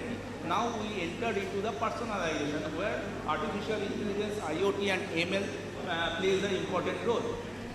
So what is AI, artificial intelligence? Artificial intelligence is something like that where simulation of human intelligence in machines that are programmed to think, learn like human. Here, intelligence such a problem solving, decision making, language understanding, these things are associated. Machine learning is a subset of artificial intelligence where we are changing the programming and help AI to some kind of, just like I mentioned, auditing and something, all those things that recognize image recognition, natural language processing, recommendation system and autonomous vehicles. These are the easy examples of what we are also introducing in the chemical laboratory as well. So Internet of Things, the Internet of Things refers to the network of physical object things. Here actually the different sensors we were using sensors in our laboratory instruments, and now whatever the data we are capturing by the sensors, now these are transferring into the internet and different applications, and we are using those data over there. And big data analysis, all those things are related to big data because we are procuring data, we have the historical data, and depending on those data, we are developing these things. So these are the platforms that is artificial intelligence and machine learning helps us to plan. IoT, it helps to do the work in laboratory, check, that is the data storage analysis, that historical data, and whatever data we use, that will be something like that, what I have procured earlier, those things. So past data. AI and ML again needs for data adjustment. Here ML plays a main role. So these are my last topics actually. So artificial intelligence and IoT help different important things, that data analytics, real-time monitoring and process optimization capability. In safety and sustainability, we are using IoT, AI, remote control. IoT enables remote monitoring, AI-driven automation and adjustment made to process from anywhere. Customization of innovation, regulatory compliance, predictive insights, quality control, supply chain efficiency, data-driven, this, all the things IoT, ML and AI now plays an important role, and also for reducing environmental impact, material discovery, energy. So finally, these are the future trends of lab informatics, AI, ML, big data management, log. I just here recognize. Just hear about the terminology because these are the upcoming future. Blockchain technology, lab automation and robotics, IoT, personalized medicine, sustainability, remote work and collaboration, regulatory compliance and data visualization. These are the future trends in laboratory informatics. So here I have tried to capture few industries where they are using. Pfizer now using the artificial model for machine learning analysis for data visualization potential drug, reduce drug discovery time. Novartis now using the blockchain for their data integrity and traceability purpose. Illumina data integration genomics, they are using the analyze genomics data, we are using advanced data implementation. Where Ross is using IoT in few of their field. Same way we took the name, we can take the name of Foodstake and Kyocera. Kyocera using the IoT for their monitoring ceramic component quality. Also can take the name of Thermo Fisher leading Dow Chemical, Clarion, BSF. So they are using, these are the industries who are using this kind of modern technology nowadays, and future in upcoming segment, I believe this use will be more and more, and it will be help us, it will open up our field. Being a chemical person, I am definitely waiting for that. Thank you.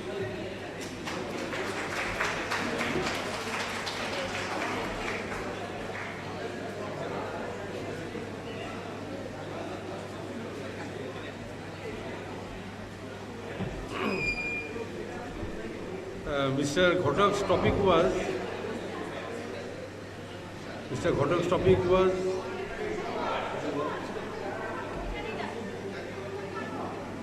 his topic was laboratory informatics and data management. It is a difficult subject, but this subject is basically applicable to all the branches. So that is why it is very, very interesting. And he has given a real presentation of the total facet of the subject. What basically I could understand that cloud management and artificial intelligence are coming in a big way, and that is the ultimate, looks like. But my question is, he has spoken about LIMS, then ELN, of course, electronic notebook, and SDMS, that is the scientific data management system, laboratory instruments and this. So that basically you're tying up the laboratory equipment with the data. So this is interesting, but now I like to ask him that for any industry, because we are from a refractory industry, for example, and we have put up a very new sophisticated plant with having so many equipment, new equipments. Now, should we go for all the software like LIMS, SDMS or ELN, or finally we go for the SDMS only? Here, if you want to manage the process of the laboratory, Yeah. then LIMS is one of the most important things which helps really. And LIMS, different refractory industries are right now. Different refractory industries right now using the LIMS, laboratory information. Okay. So specifically, I want to take the name of LabVantage and Sample Manager and LabWare LIMS. Yeah. They are using all The those. LIMS. So Yes. this is the software actually. That is Yeah. It is a Yeah. process control. Process So control, yeah. And from- so what about the electronic notebook? Electronic notebook is basically Required or not? required for the research purpose, where Okay. each and every data model we need to capture. But for the normal laboratory- not for the normal data, they are using they are basically using the paper notebook. Yeah. And if you want to transfer it, you can do that. It depends upon the volume of the product and Okay. how it is your workload, and definitely for the audit purpose. But So, SDMS is required. SDMS at that time, we are exploring SDMS, very new, 45% growth is Yeah, there. yeah. So industries are not using this, but this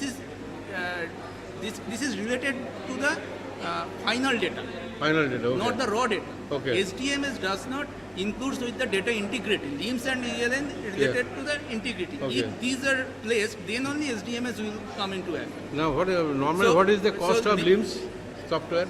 Say just a rough example. This is a tough LIMS. question for me because Just guess. I'll let you know later because Yeah. this is very tough question. But are you dealing with directly with this system to introduce It's a to technical some part company? only. Yes, technical part only, not the accounts Hardware department. part will be taken care by others. No, hardware part and software part, but the technical part, that Okay. combination, integration, and how they are related. No, but the if customization. I like to procure this equipment, Yes. software rather, who will give us? Definitely, you can reach out to me and I can help you to connect the right person who are from the accounts department. Okay. They are doing that. But Okay. if Yeah. you want to know the price, then I can ask them. Yeah, and that's fine. Okay. So it is a very interesting subject. Let us give a big hands to Mr. Ghotak.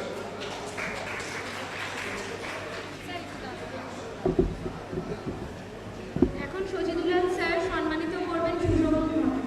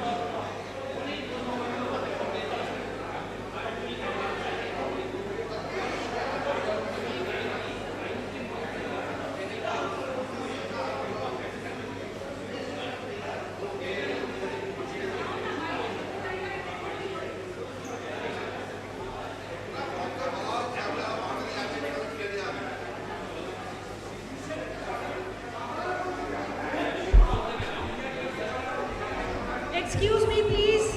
All the alumni are requested to take the snacks from outside and go to the poster session that is in the classroom.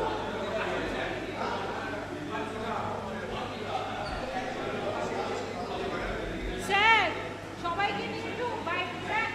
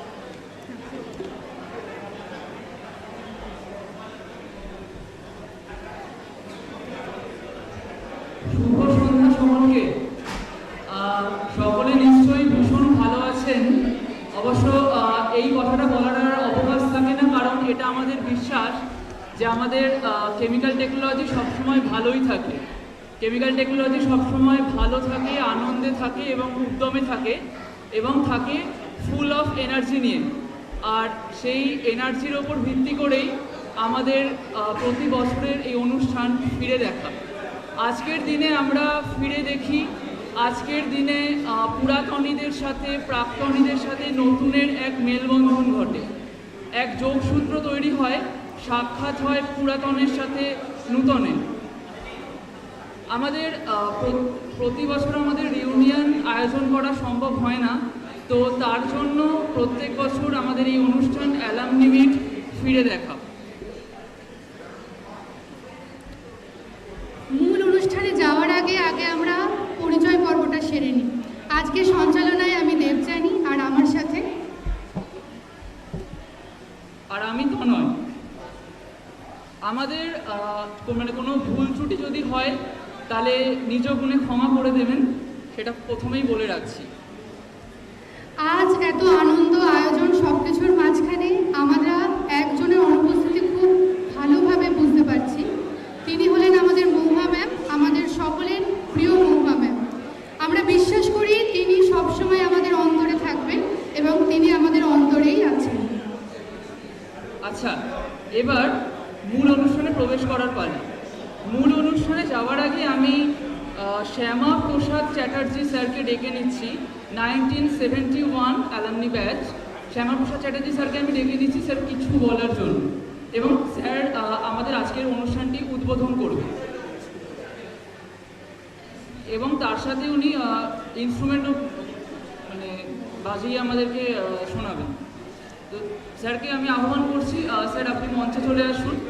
Shyama Prasad Chatterjee sir, please মঞ্চে আসুন।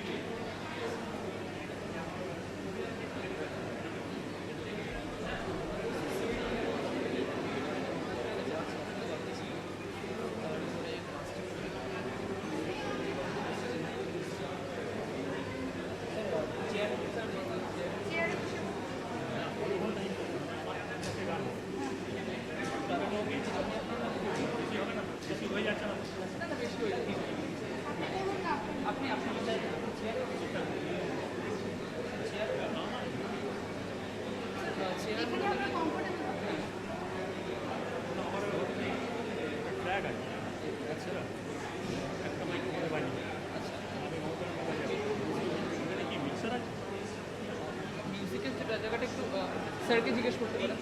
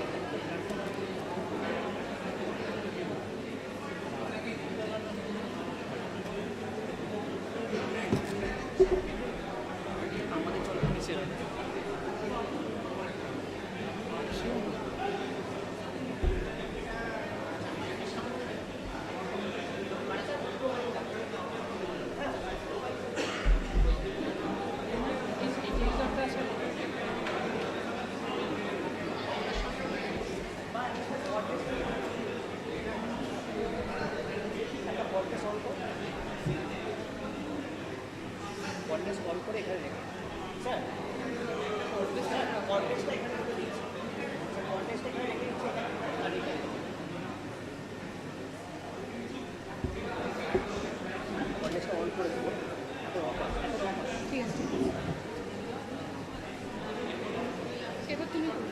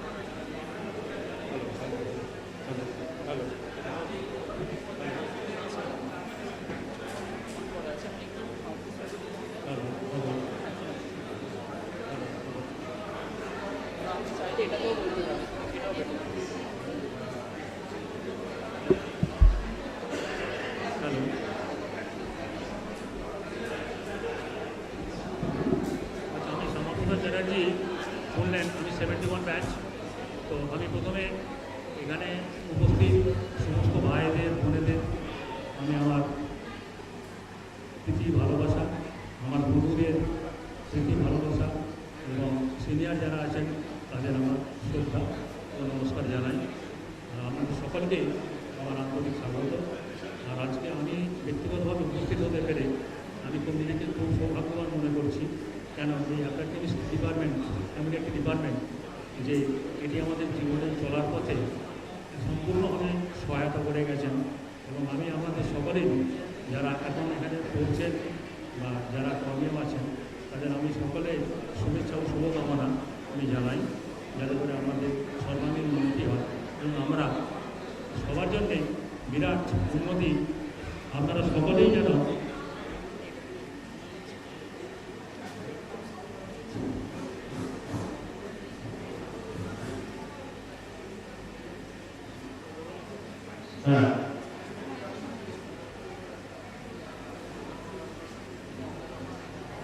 আমরা গোড়া থেকে বলি উপস্থিত সমস্ত ভাইয়েরা বোনেরা এবং আমার কলিগ এবং যারা আমার থেকে বয়স বেশি তাদের সকলকে আমি প্রথমে শুভেচ্ছা, প্রীতি, ভালোবাসা ও নমস্কার জানাই। আমি আজকের এই অনুষ্ঠান, এই অ্যালামনি অ্যাসোসিয়েশনের একটি অনুষ্ঠানে উপস্থিত হতে পেরে আমি নিজেকে খুব সৌভাগ্যবান মনে করছি। কারণ আমাদের ইচ্ছা থাকলেও অনেক সময় উপায় হয় না, কিন্তু আমি যবে থেকে শুনেছি এরকম একটা অ্যালামনি অ্যাসোসিয়েশনের একটা অনুষ্ঠান হতে চলেছে, সবারই একটা গেট টুগেদার হবে, তখন থেকে আমার মাইন্ডসেট হচ্ছিল। মাইন্ডসেট করলে কী হয়, মানে আপনার সেই কাজটা কিন্তু সফল হবে। আপনি যদি আন্তরিকভাবে চেষ্টা করেন, আপনার হাজার যদি হিন্ড্রেন্স থাকে তা সত্ত্বেও কিন্তু সাকসেস হয়ে যাবে। আমাদের জীবনেও কিন্তু এরকম, যদি আমাদের জীবনে একটা ভালো টার্গেট থাকে, ফোকাস থাকে, তো সেই ফোকাসের জন্য কিন্তু আমাদের সকলেরই আলটিমেটলি কিন্তু সাকসেস হবে। আর দ্বিতীয়ত আমি বলি, এই ডিপার্টমেন্টের একজন স্টুডেন্ট হতে পেরে আমি খুবই সৌভাগ্যবান। আর আমাদের জীবন আপনারা জানেন, আমার একটা এক্সপিরিয়েন্স বলি দু এক কথায়, যে আমাদের এই অ্যাকাডেমিস্ট্রিতে পড়ার পরেতে কিন্তু আমাদের জীবনটা মানে সেই ঠাকুরের কথায় মানে মোটা ঢাল ভাতের মোটা ভাত কাপড়ের কিন্তু কোনো অভাব হয় না। তো সেই ঠাকুরের আশীর্বাদও এখানে আছে, ঠাকুর শ্রীরামকৃষ্ণ তার কথাই বলছি। তো এই অ্যাকাডেমিস্ট্রি এমন একটি শিক্ষা প্রতিষ্ঠান যে এখানে প্রত্যেকে তাদের জীবনে শুধু নিজের জীবন খুব ভালোভাবে চালনা করা তাই নয়, তারা কিন্তু অপরের মঙ্গলের জন্য এবং পরহিতায় জীবনপাত করা, যেটা স্বামী বিবেকানন্দের বাণী ছিল যে তোরা পরহিতায় জীবনপাত কর, এই আমার ইচ্ছা ও আশীর্বাদ, সেটাও কিন্তু এখান থেকে পাওয়া যায়। সুতরাং আমার সবাইকে মানে আমার ভাইদের বোনেদের সবাইকে বলা রইল যে জীবনের ফোকাসটা কিন্তু ভীষণ দরকার। ফোকাস, তো ফোকাসটা যদি ঠিক থাকে তাহলে কিন্তু মানে সে শুধু তার ভ্যালু থাকবে না, তার সাকসেসও থাকবে আলটিমেটলি। তো সেই জন্যেই আমার এইটুকু কাজে বলা যে অ্যাকাডেমিক ট্রিবিউনালে আমরা যারা যারা এসেছি তারা প্রত্যেকেই কিন্তু সৌভাগ্যবান। ওই সৌভাগ্যবানকে আমাদের এই ছাড়িয়ে দিতে হবে অপরের কল্যাণ, এটুকু আমি কামনা করি।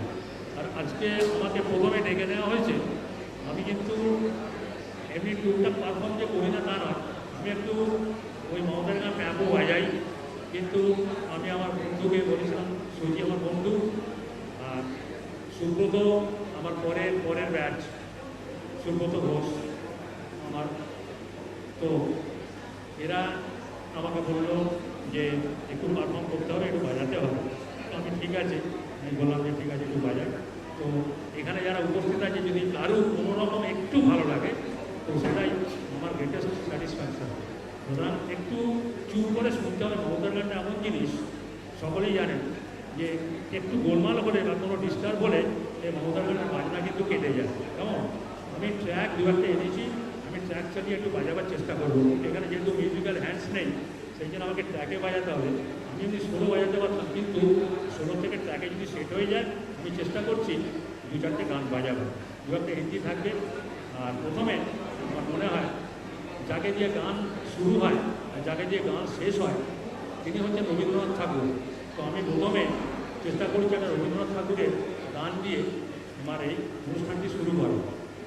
ধন্যবাদ।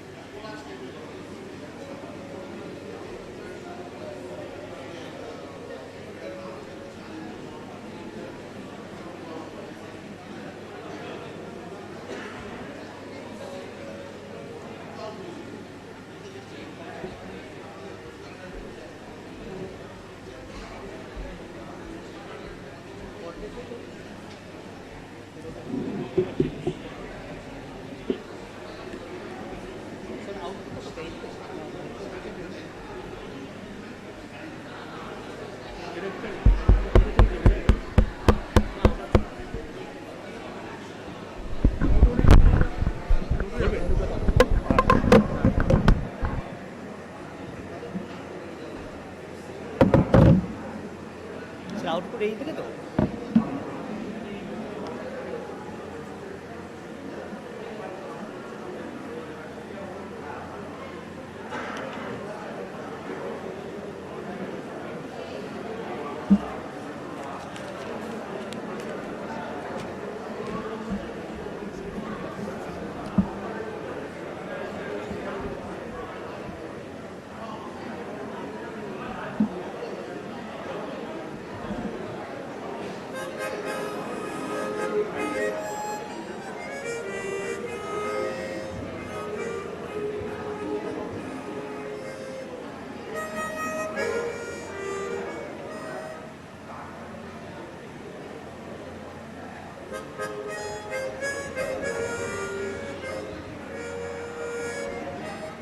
একটু দেখে নেবেন, হ্যাঁ একটু রিপোর্টার দিন।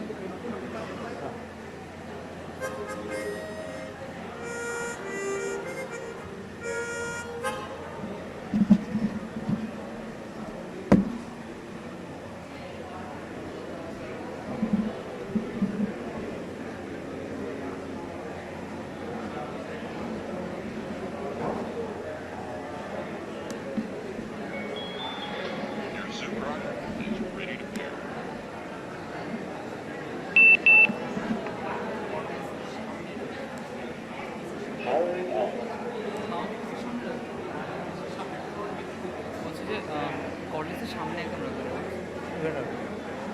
আপনি এখানে রেখেছিলেন ওখানে মানে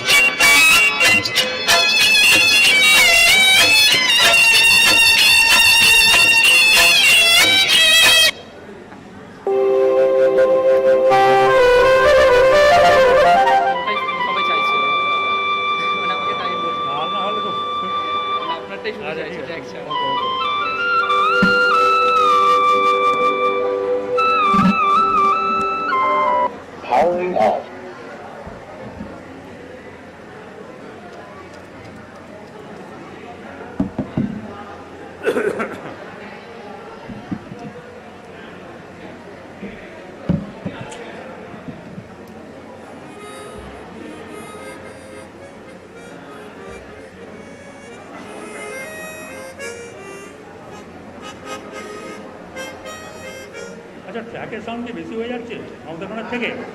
আচ্ছা ওকে।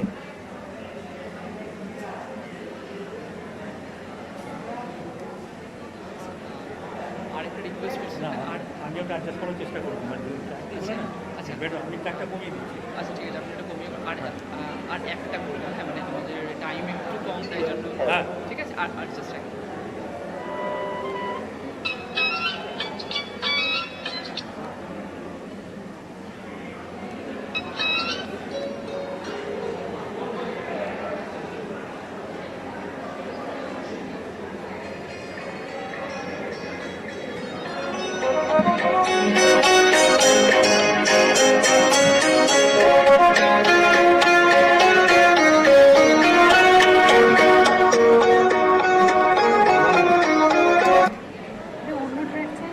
না ও ট্র্যাকটা বাইরেও না।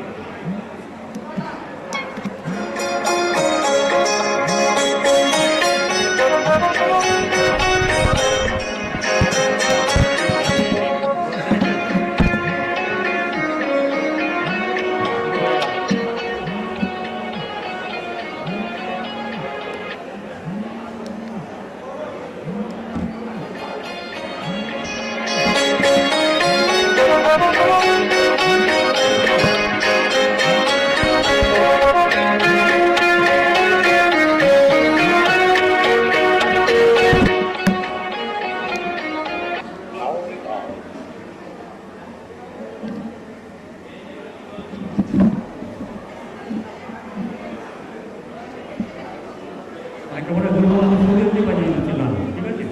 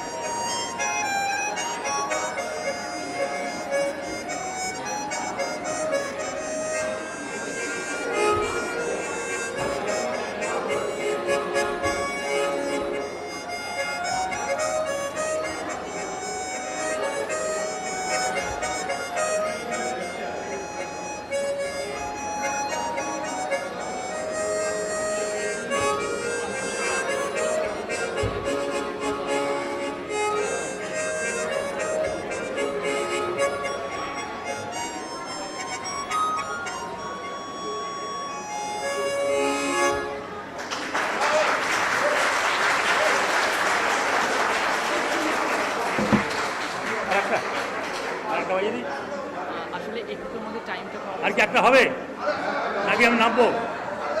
আচ্ছা ঠিক আছে, থ্যাংক ইউ।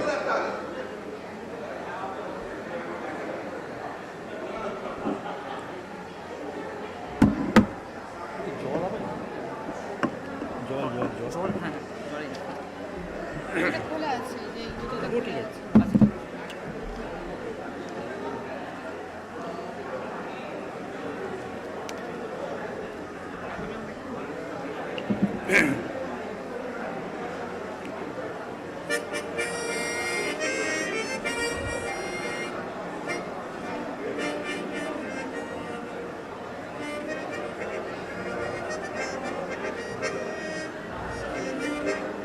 এখন যে গানটা বাজাবো এটা একটা ছবির গান, অনেক পুরনো ফিল্ম, বাংলা ফিল্ম। ওটা সুচিত্রা উত্তমের বই সূর্য ডোবার পালা। গানটি যে স্কেলে আছে সেই স্কেলেই এটা বাজাচ্ছি আমি। এটা মিউজিক যেহেতু নেই, আমি চেষ্টা করছি, খুবই শক্ত গান এটা। যাই হোক,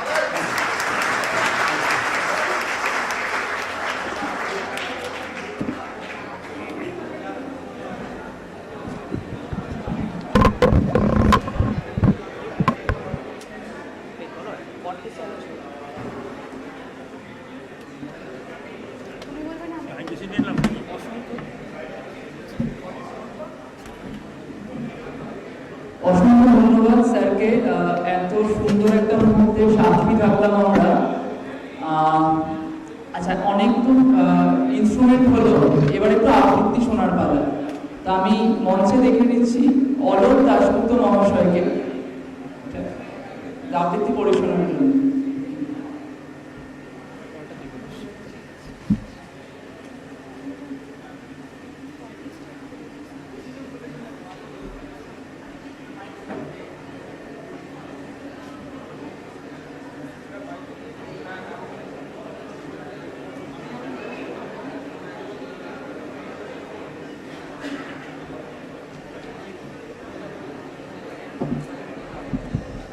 আপনি এতে বলবেন না কর্ডলেসে বলবেন?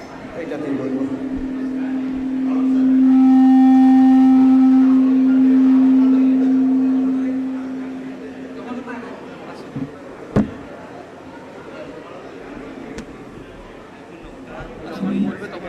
এটাকে অফ করে দাও। হ্যালো হ্যালো তাহলে এইখানটা হ্যালো, শোনা যাচ্ছে? এটা ক্যাপচার করো। শোনা যাচ্ছে? শেষ প্রান্ত অব্দি শোনা যাচ্ছে? আর একটা মাইক আছে? হ্যাঁ, করবে। কাটাতে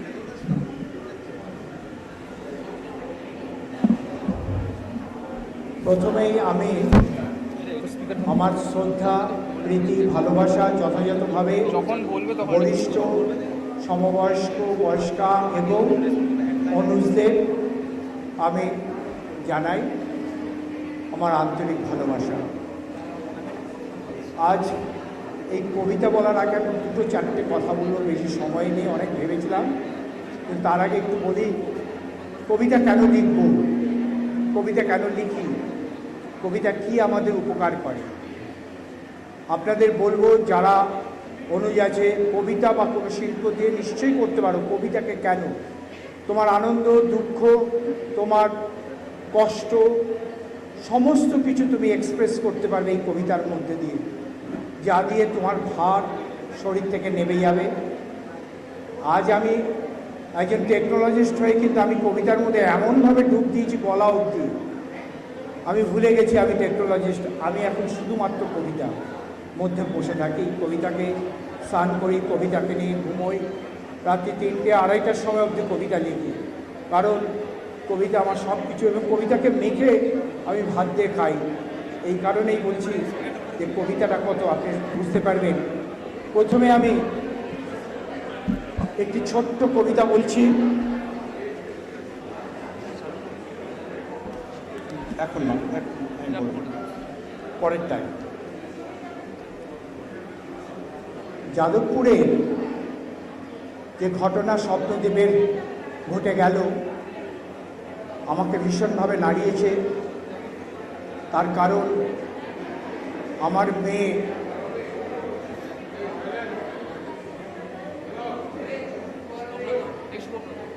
এক মিনিট, পেছনে যারা বসে আছো আমি তাদের কাছে যাব, গিয়ে আমার কবিতাটা বলবো, ভালো লাগবে শুনতে। শোনো, যাদবপুরে ঘটনাটা নিয়ে কেন আমার লেগেছিল, আমার মেয়ে এতটাই র্যাক্ট হয়েছিল, তাকে প্রথমে পেয়ারলেস, তারপরে আমি নিয়ে চলে যাই সাউথ ইন্ডিয়া। প্রায় 3 মাস সে ট্রমা, আজকেও সেই ট্রমাটা থাকে। যে আমার সেই দিনকে রাত্রিবেলা আমি লিখেছিলাম এই কবিতাটা, যা তার থেকে তাকে উন্নত করেছি। সে এখন ভালোভাবে ডক্টরেট করছে। আপনাদের বড়দের সমস্ত আশীর্বাদ এবং অনুজদের শুভেচ্ছা নিয়ে। নীল পাখি, স্বপ্নদেব নীল স্বপ্ন দেখেছিল তো, তাই নামটা দিচ্ছি নীল পাখি। একটা নীল পাখি 3 তলার বারান্দার থেকে উড়ে গেল, তার স্বপ্নের বুননি জাল রেখে গেল আকাশে। কে উড়িয়ে দিল তার স্বাধীন বিচরণ, কে কেড়ে নিল পালক। কারণ আপনারা জানেন স্বপ্নতে শরীরে একটিও বস্ত্র ছিল না। কে কেড়ে নিল পালক, রাতে কে ডেকে এনেছিল তার নিজস্ব নীড়ের থেকে ওই বারান্দায় নাচ দেখাতে। পাখিটির মা আজও তাকিয়ে, পাখিটির মা আজও তাকিয়ে আকাশের দিকে কেন উড়ে গেল। উড়ে যাওয়া বাছা তবে সত্যটা কি? দ্বিতীয় কবিতাটা আনন্দবাজারে বহুদিন আগে একটি ছেলের কথা। আজ তোমরা যারা শিক্ষিত হয়ে উঠছো বা শিক্ষা পেয়েছো, এমনও পরিবারে আজ ছিল যে ছেলেটি শিক্ষা পায়নি, তার দাদারা সব শিক্ষা পেয়েছিল এবং ছেলেটিকে ওই চাষা করে রেখে দিতে চেয়েছিল। তাকে নিয়েই লেখা। চালিয়ে দেবে?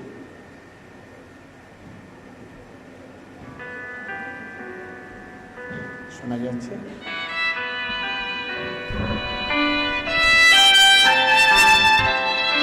মাননীয় ধর্মাবতার, আরো একবার ধর্মাবতার নব্য বিশ্বাস শিকার আমি বিচারে প্রহসনের সম্মুখে আপনার। প্রথমবার এখানে ফালফালে চোখে তাকিয়েছিলাম আমি। আপনার ভাষা বোঝার আগেই কেড়ে নিয়েছিল 7টি বছর অপরাধ, জালিয়াতির শিকার। তারপর দ্বিতীয়বার ধর্মাবতার আপনার এগুলোকে আমি জানিয়েছি নগ্নতা কাকে বলে প্রত্যক্ষ করা। নিজের ঘরের থেকে কেটেছে প্রতিবেশীর ঘরে মাতৃহীন শৈশবকাল।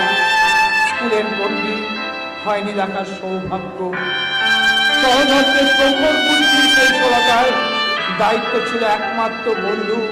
বিছানায় শোয়া অথর্ব অসহায় পিতার দেখভাল করা। তারপর যৌবন আরম্ভে শুরু হয় অত্যাচার। পৃথিবীতে সারা তার অসহায় চোখের জল দৃঢ় করে পৃথিবীতে আগলাবার মার কথা কানে বাজে। শোনো বেশি, কথা কম, বাবার কথা। সাধু থাকা সুখের থেকেও শান্তি বেশি। যা ছিল তার জীবনের ঐশ্বর্য অধিকার। সমস্ত গুরু কথা মাথার মাঝে করে দেয় তালগোল। আমি চুপচাপ, তাই সাফাই গাইনি। শুনেছি প্রথমবার আপনার অন্ধ আদেশ। ধর্মাবতার বড় ইচ্ছে জেগেছিল। প্রশ্ন করি জন্মদাতাকে, সাধু হতে বলেছিলে বলেই কি আজ আমি জালিয়াত? সেবার পিতৃহত্যার দায়ে অভিযুক্ত ধর্মাবতার আপনার ইজলাসে দ্বিতীয়বার খায়। ভণ্ডামি আইন, নির্লজ্জ উকিল আর সহদরদের গুপ্ত অভিলাষ উলঙ্গ করেছিল আমার অদম্য যৌবন। পিতৃহীন অবাক, অসহায় আর্থিক কঠোরগত প্রাণ, নির্দোষ প্রমাণাভাবে পরোক্ষী দোষী সাব্যস্ত। এ শরীর দুর্গন্ধ কারাগারে কেড়েছিল আরো 8টি বছর। যারা নিয়েছিল প্রাণ আমার বাবার, মুক্ত আকাশে তারা সবুজ প্রাণ। আর আমি নির্দোষী হয়েও জেলের ভাতে ঝরেছে রক্ত আর ঘাম। কারোর প্রতি তুলিনি আঙুল, মেনে নিয়েছি ভাগ্যের পরিহাস। তারপর বহুদূর ভাগ্যের খোঁজে তাড়িত হয়েছি বারে বার। বাবা ওর মা স্নেহ ভালোবাসা চোখের জল মুছতে গিয়ে ভালোবাসা আঁকড়ে ধরেছিলাম আরও একবার। হয়তো এবার শেষবার আপনার এজলাসে ধর্মাবতার। প্রণয়ে আসক্ত এই শরীর, কারোর বিরুদ্ধে নেই কোনো ক্ষোভ। বাঁশর চাইছি তাই আমৃত্যু কারাগার। বাতাসে ফুরফুরে উত্তীর্ণ চুলের মতো ভাসছিলাম সাদা মেঘের পাতায়, প্রেমে সিক্ত তিস্তা ধারায়। সুখ দুঃখ ভাগাভাগি, এমনকি যৌন ক্ষুধা ছিল আটানার অংশীদার। প্রেম ছিল নিষ্পাপ পরীর মতো, বিশ্বাসে উত্তুঙ্গ চূড়ায়। আমার প্রেম আমারই অজান্তেই চুরি হচ্ছিল ঘুণ পোকার চলার পথ বেয়ে। খেয়ালি আমি বাউল সন্ন্যাসী, মগ্ন ছিল কবিতার প্রেমের আনন্দ ধারায়। হঠাৎই আছড়ে পড়ে বিশ্বাসের পার। আমার প্রেম চাক্ষুষে স্তম্ভিত পরপুরুষে যৌনমাবিষ্ট আলিঙ্গনে বদ্ধ। ক্ষণকাল বাকশূন্য, মস্তিষ্কে বিদ্যুৎ বয়ে যায় আলোককণা বেগে। বিশ্বাসের পাহাড় ভেঙে খান খান দুই পেশিতে তখন দুরন্ত যৌবনের ফুল টকবকে সবার স্তব্ধ করে প্রাণবায়ু তার যা ছিল একান্ত আমার। তারপর মনে নেই এখন আপনার সামনে কোনো ইচ্ছে নেই অপূর্ণ জীবনে আলোর পরিপূর্ণতা দেখবার। বিভৎস অন্ধকার পথে ঘুরেছি বারবার, কতবার বৃষ্টি রোদের খেলায় দীর্ঘ বছরের প্রেমসিক্ত আঁকি বোঝাবার ধর্মাবতা চোখ ভিজে আসে সিক্ত প্রেমী কবিতার একান্ত প্রেমের স্মৃতির কথায় বারবার চোখে ভাসে আমার প্রেম নারী জড়িয়েছে উষ্ণতা অবিশ্বাসের যৌবনে ভালোবাসার বিশ্বাস প্রতিটি লোককূপের প্লাজমা তারই জন্য আপনার সামনে ধর্মাবতার ঘুমের ভরে খোঁজে বিহার তার স্পর্শ নেবার প্রেমের উষ্ণ শীতল কথার মালা আগুন উদ্ভ্রান্ত করে না একমাত্র সন্দেহ করে আছে আমার স্বাধিকার ধর্মাবতার অনুরোধ আপোষ নয় নয় কোনো সহানুভূতি পরিস্থিতি সুযোগ দেখবার দণ্ড দিয়ে মৃত্যু দণ্ড বাউল চল্লি বিশ্বাসের ভান্ডার নিঃশ্বাসিত প্রেম মিনতি আমার দাঁড়াতে না হয় আমার এই রঙের পাশে হয় যেন এটাই শেষবার মাননীয় ধর্মকথা মাননীয় ধর্মকথা মাননীয় ধর্মকথা আমার এর এখন মুদ্রিত পর্যায়ে চলছে আমার কবিতা সংগ্রহে এই কবিতাটা তার মধ্যে রয়েছে, তাই আপনাদের শোনাতে পেরে আমি একটু আনন্দিত। ধন্যবাদ।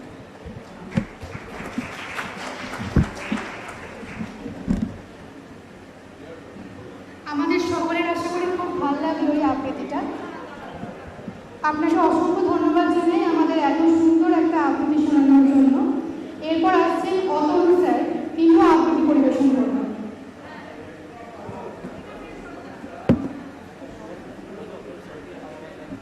অতনু স্যারকে আহ্বান জানাচ্ছি আমাদের একটা আবৃত্তি শোনানোর জন্য।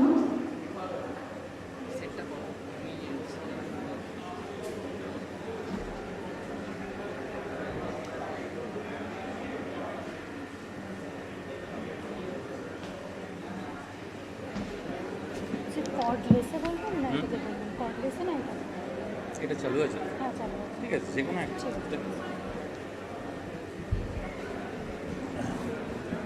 নমস্কার, আমি অতনু চট্টোপাধ্যায়, 1986-এর বিটেক, 88-এর এমটেক। হ্যালো, 86-এর বিটেক, 88-এর এমটেক। গত 3-4 বছর আমার রিটায়ারমেন্টের পর থেকে নেহাত শখে কবিতা লিখি, একেবারে অ্যামেচার।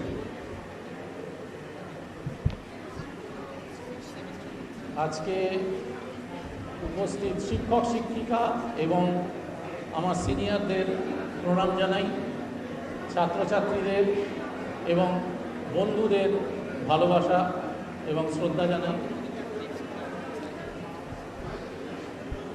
4টে কবিতা শোনাবো, ইচ্ছে আছে।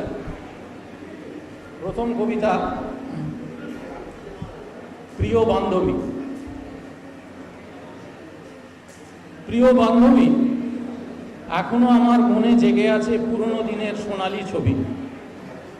প্রিয় বান্ধবী, কলেজেতে তোর শাড়ি পরে আসা, ক্লাসের ফাঁকেতে উচ্ছল হাসা, বাঁকা চোখে দেখে ধরা পড়ে গিয়ে লজ্জায় রাঙা গাল দুটি খাসা, কানেতে দুলত দুটি কান পাশা, গলায় মুক্তহার, সুযোগ পেলেই তোর সাথে চলা, ক্যান্টিনে বসে কিছু কথা বলা, তবু সেই কথা রয়েছে না বলা, যুগ হয়ে গেছে পার। প্রিয় বান্ধবী, এখন আমার চুলগুলো পাকা, গেঁটে বাতে হাঁটু হয়ে গেছে বাঁকা, জানি না আর কতদিন থাকা হবে এই দুনিয়ায়। তোরও এক ঢাল কালো চুল গিয়ে ববকাট হলো কাঁচা পাকা নিয়ে, তবু নাচে সেই বাঁকা ভুরু দুটি, অধরেতে এখনো হাসি লুটোপুটি। এখনো কমেনি সেই খুনসুটি, মাথায় দুষ্টু বুদ্ধি। কখন যে কার লেগে যাবি পিছে, কথার জালে সে ধরা পড়ে মিছে। পালাতে পাবে না পথ আগে পিছে, করতেই হবে সন্ধি। প্রিয় বান্ধবী, মাঝে মাঝে ভাবি যদি বলে ফেলি, লজ্জা শরম সব কিছু ভুলি, বন্ধ মনের দরজাটা খুলি, তখন তুই কি ভাববি? তারপর ভাবি হয়ে গেছে দেরি, তোর আমার পায়ে সমাজের বেড়ি।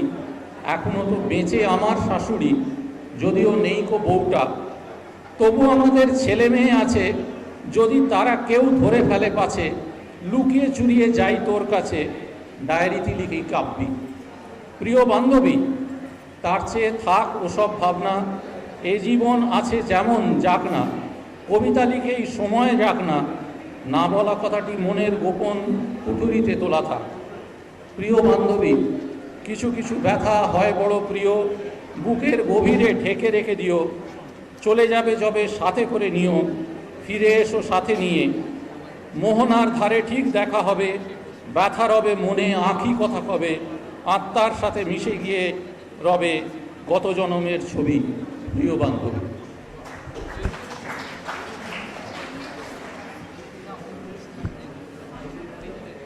দ্বিতীয় কবিতা, শহরের বটগাছ। আমার বাড়ির পিছনে দুটো বাড়ির মাঝে একটা বটগাছ বেড়ে উঠেছে, অনেক বড় হয়ে গেছে। হওয়া উচিত নয় ওই রকম জায়গায়, তবু সেটা বেড়ে গেছে, সেইটা দেখে লেখা। শহরের বটগাছ দুটো বাড়ির মাঝখান দিয়ে আকাশ ধরতে চায় হাত বাড়িয়ে। ডালপালার ফাঁকে ফাঁকে কত না পাখির বাস, ভোরের আগেই জুড়ে দেয় গান প্রতিদিন 12 মাস। ধুলোমাখা পাতাগুলো বৃষ্টির জলে ধুয়ে যায়, সবুজ পান্নার মতো পাতায় মেঘ ভাঙা রোদ ছলকায়। জানলার পাশে বসে মেয়েটা বটের সাথে গল্প করে, দুঃখের কথাগুলো বৃষ্টির ফোঁটা হয়ে টুপটাপ ঝরে পড়ে। মেঘদূত নিয়ে গেছে মনের বেদনা দূর দেশে তার প্রেমিকের কাছে। বহু দূরে রয়েছে সে, এখনো কি তাকে মনে আছে? বহুদিন আসেনি সে, জানে না সে আছে কিনা ভালো। আকাশে ঘনায় শ্রাবণের মেঘ, মনের গভীরে ছায়া তার কালো। কবিতার খাতা থেকে শোনাতো সে কবিতা, মনে পড়ে যায় কত কথা। আজ শুধু স্মৃতি হয়ে রয়ে গেছে সব। পাখিদের কলরব, মাঝে মাঝে ভাঙে নীরবতা। হাওয়া দেয়, পাতা দোলে, মনেতে অজানা ভয় ফিস ফিস করে কিছু বলে। দিন যায়, মাস যায়, রোদ আর জল পেয়ে বটগাছ ক্রমে বেড়ে চলে। শিকড় ছড়িয়ে যায় বাড়ির দেয়ালে নামে ছুরি। মেয়েটা সময় গুনে মন তার হয়ে গেছে চুরি। তারপরে একদিন পাশের বাড়িটা ভেঙে মাথা তোলে 7 তলা ফ্ল্যাট। বটগাছ কেটে ফেলে সেই ফাঁকা জায়গায়, হয়ে যায় পার্কিং লট। মেয়েটা ধুম জ্বর, গলায় নেই কো স্বর, চোখে শুধু কান্নার ধারা। পাখিগুলো উড়ে গেছে ভোরের আলোর সাথে, আর নেই গান মন কাড়া। হঠাৎ দমকা হাওয়া বয়ে নিয়ে এলো ঘরে, একটা চিকন বটপাতা। বেল বাজে দরজায়, প্রেমিক দাঁড়িয়ে আছে, হাতে তার কবিতার খাতা। এখানেই কবিতার গল্পটা শেষ হলো, শুরু হলো নতুন জীবন। সেই জীবনে প্রেম এলো, পাখি এলো, গান এলো, আর হলো মনের মিলন। একটা বটের চারা জন্ম নিয়েছে সেই পার্কিং লটটার কোণে। কচি ডাল, কচি পাতা রোদ্দুরে চমকিয়ে মুখ তোলে আকাশের পানে। উত্তরে হাওয়া দেয় শিরশিরে ঠান্ডায়, ঠাকুমা উলের জামা বনে। মেয়েটি স্বামীর পাশে জানলায় বসে নূতন লেখা কবিতা শোনে।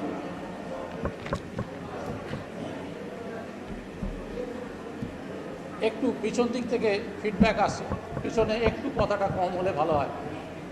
পেছনে একটু একটু কথাটা কম হলে ভালো হয়, প্লিজ।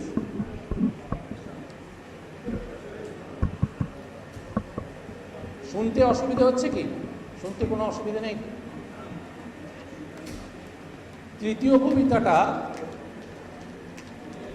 সম্প্রতি প্রয়াত সাহিত্যিক সমরেশ মজুমদারের একটা লেখা আমি পড়েছিলাম কিছুদিন আগে। ওনার ওই উত্তর আমেরিকার বাঙালি সম্মেলনে গিয়ে লেখাটা পড়ার কথা ছিল, কিন্তু তার আগে উনি প্রয়াত হন। ওই লেখাটা আমি পড়েছিলাম, লেখাটা উনি মানে পাঠিয়ে দেওয়া হয়েছিল, ওখানে পড়া হয়েছিল। অসাধারণ লেখা। লেখাটার বিষয়বস্তু ছিল আগেকার পাড়ার আড্ডা এবং এখনকার পরিস্থিতি। তো সেই লেখাটা পড়ে আমি এই কবিতাটা লিখেছি। পাড়ায় এখন পাড়া নেই। এখন আমি অবসর নিয়ে নিজের শহর কলকাতাতে আছি। বন্ধু স্বজন নিয়ে সস্ত্রীক হাসি মজা করে বাঁচি। সকাল সকাল ঘুম থেকে উঠে অফিস যাবার তাড়া নেই। রকের আড্ডা কবে উঠে গেছে, পাড়ায় এখন পাড়া নেই।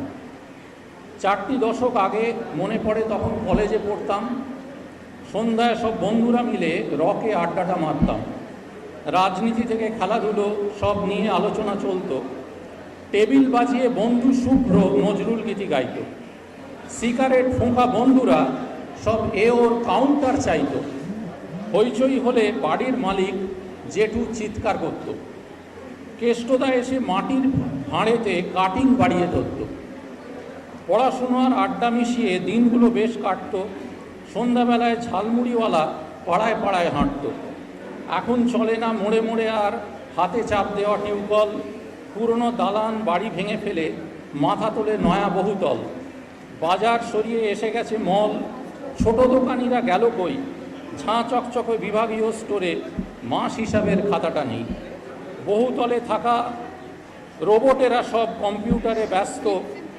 হোম ডেলিভারি করে MA পাস, পিঠে নিয়ে ব্যাগ মস্ত। কলেজ ফেরত শাড়ি পরা মেয়ে ঘরে ফেরে না গো সন্ধ্যায়। ছেলে হতে চায় জিন্স পরা পায়, হাতে সিগারেট পুড়ে যায়। ফুটবল মাঠ ফাঁকা পড়ে থাকে, ক্লাব ঘরে পার্টি পতাকা। মোবাইলে ডুবে নয়া প্রজন্ম, রাজনীতি করে ঘরে আসে টাকা।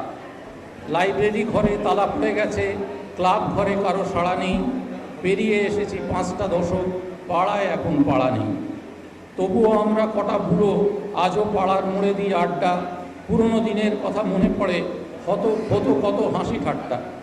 জীবন তখন সহজ সরল, ধীর গতি নিয়ে হাঁটত।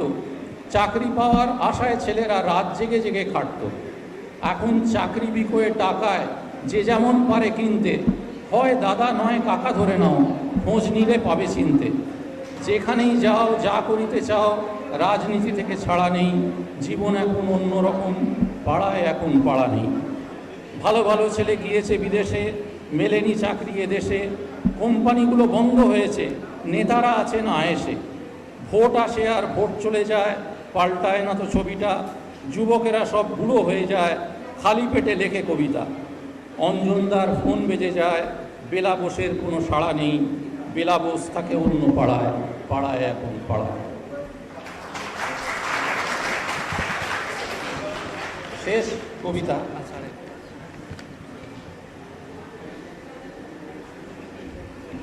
কিছুদিন বাদে দুর্গাপুজো আসছে। শেষ কবিতা, দুর্গাপূজা।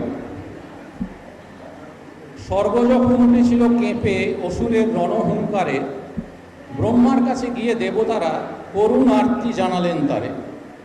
ব্রহ্মা বিষ্ণু মহেশ্বরের তেজ মিলে হলো সৃষ্টি। অসুর নাসিনী জগৎজননী, মুখখানি ভারী মিষ্টি। আসেন ধরায় পাড়ায় পাড়ায় আশ্বিন মাস এলে। স্বর্গমর্ত নরক পাতাল এই মাটিতেই মেলে। মায়ের সঙ্গে সংসারে তার 2 ছেলে 2 মেয়ে। মায়ের পায়েতে লোটায় অসুর ত্রিশূলের খোঁচা খেয়ে। বোমভোলা শিব মায়ের স্বামী থাকেন কৈলাসেতে। মোটে 5 দিন আসেন জননী ছুটি নিয়ে ধরণীতে। মায়ের রূপের নেই কো তুলনা, তার নাম শতরূপা।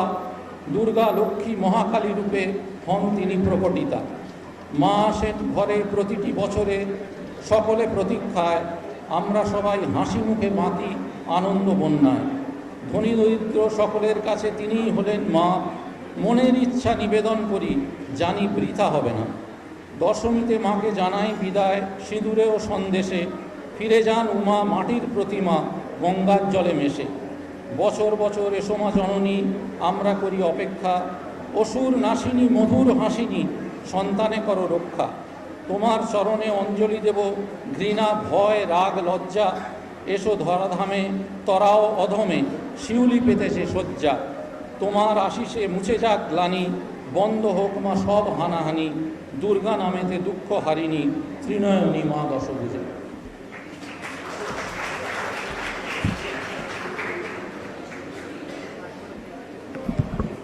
আজ আমাদের পোস্টার প্রেজেন্টেশন ছিল, তো এখন তার ফল প্রকাশের পালা। আমি শ্রীপর্ণাদিকে ডেকে নেব সেই পোস্টার প্রেজেন্টেশনের রেজাল্টটা অ্যানাউন্স করার জন্য।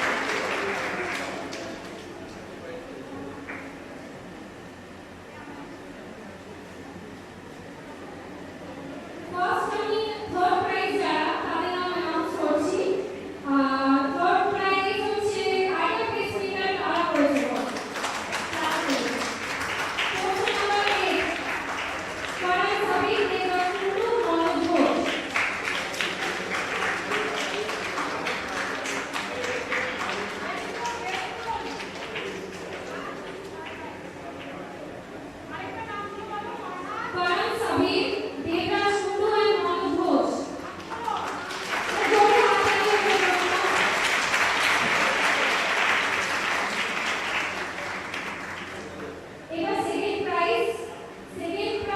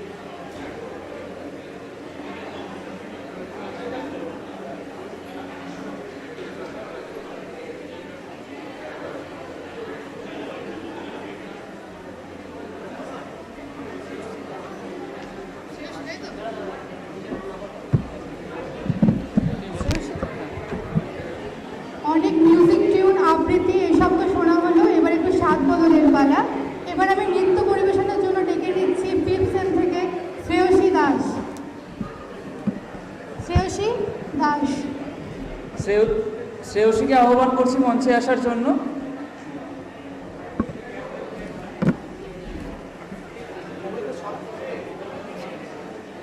নিচেই তো গান ওখানে।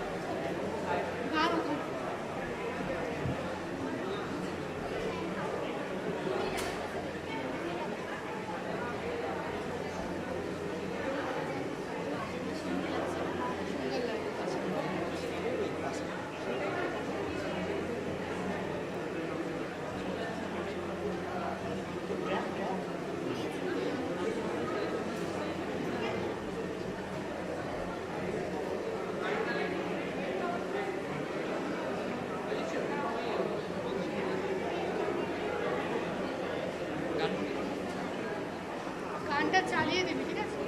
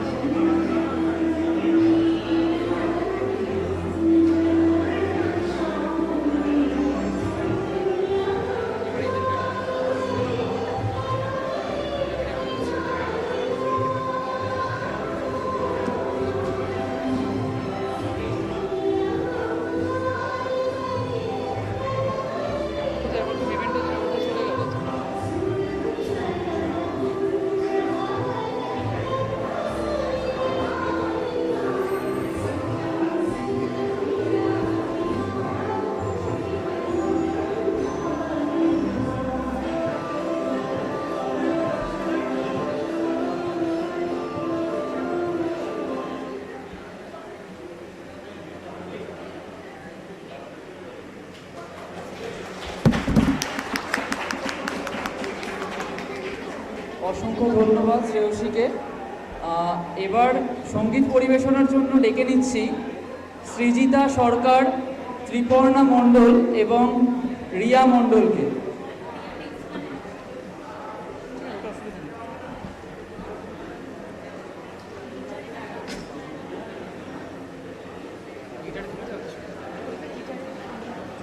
এবং তার সাথে গিটারে থাকছে আমাদের সবার প্রিয় শুভজিৎ কুণ্ডুদা।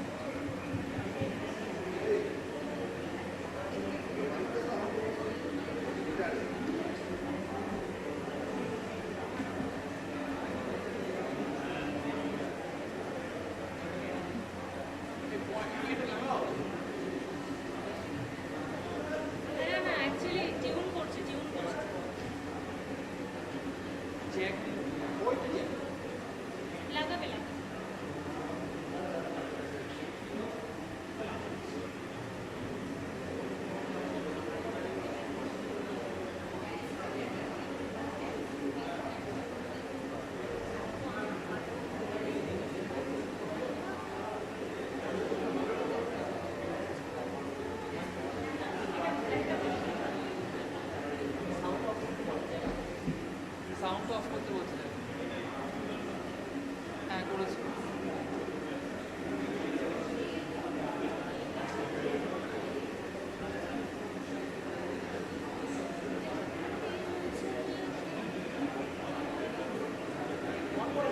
হ্যাঁ বলুন।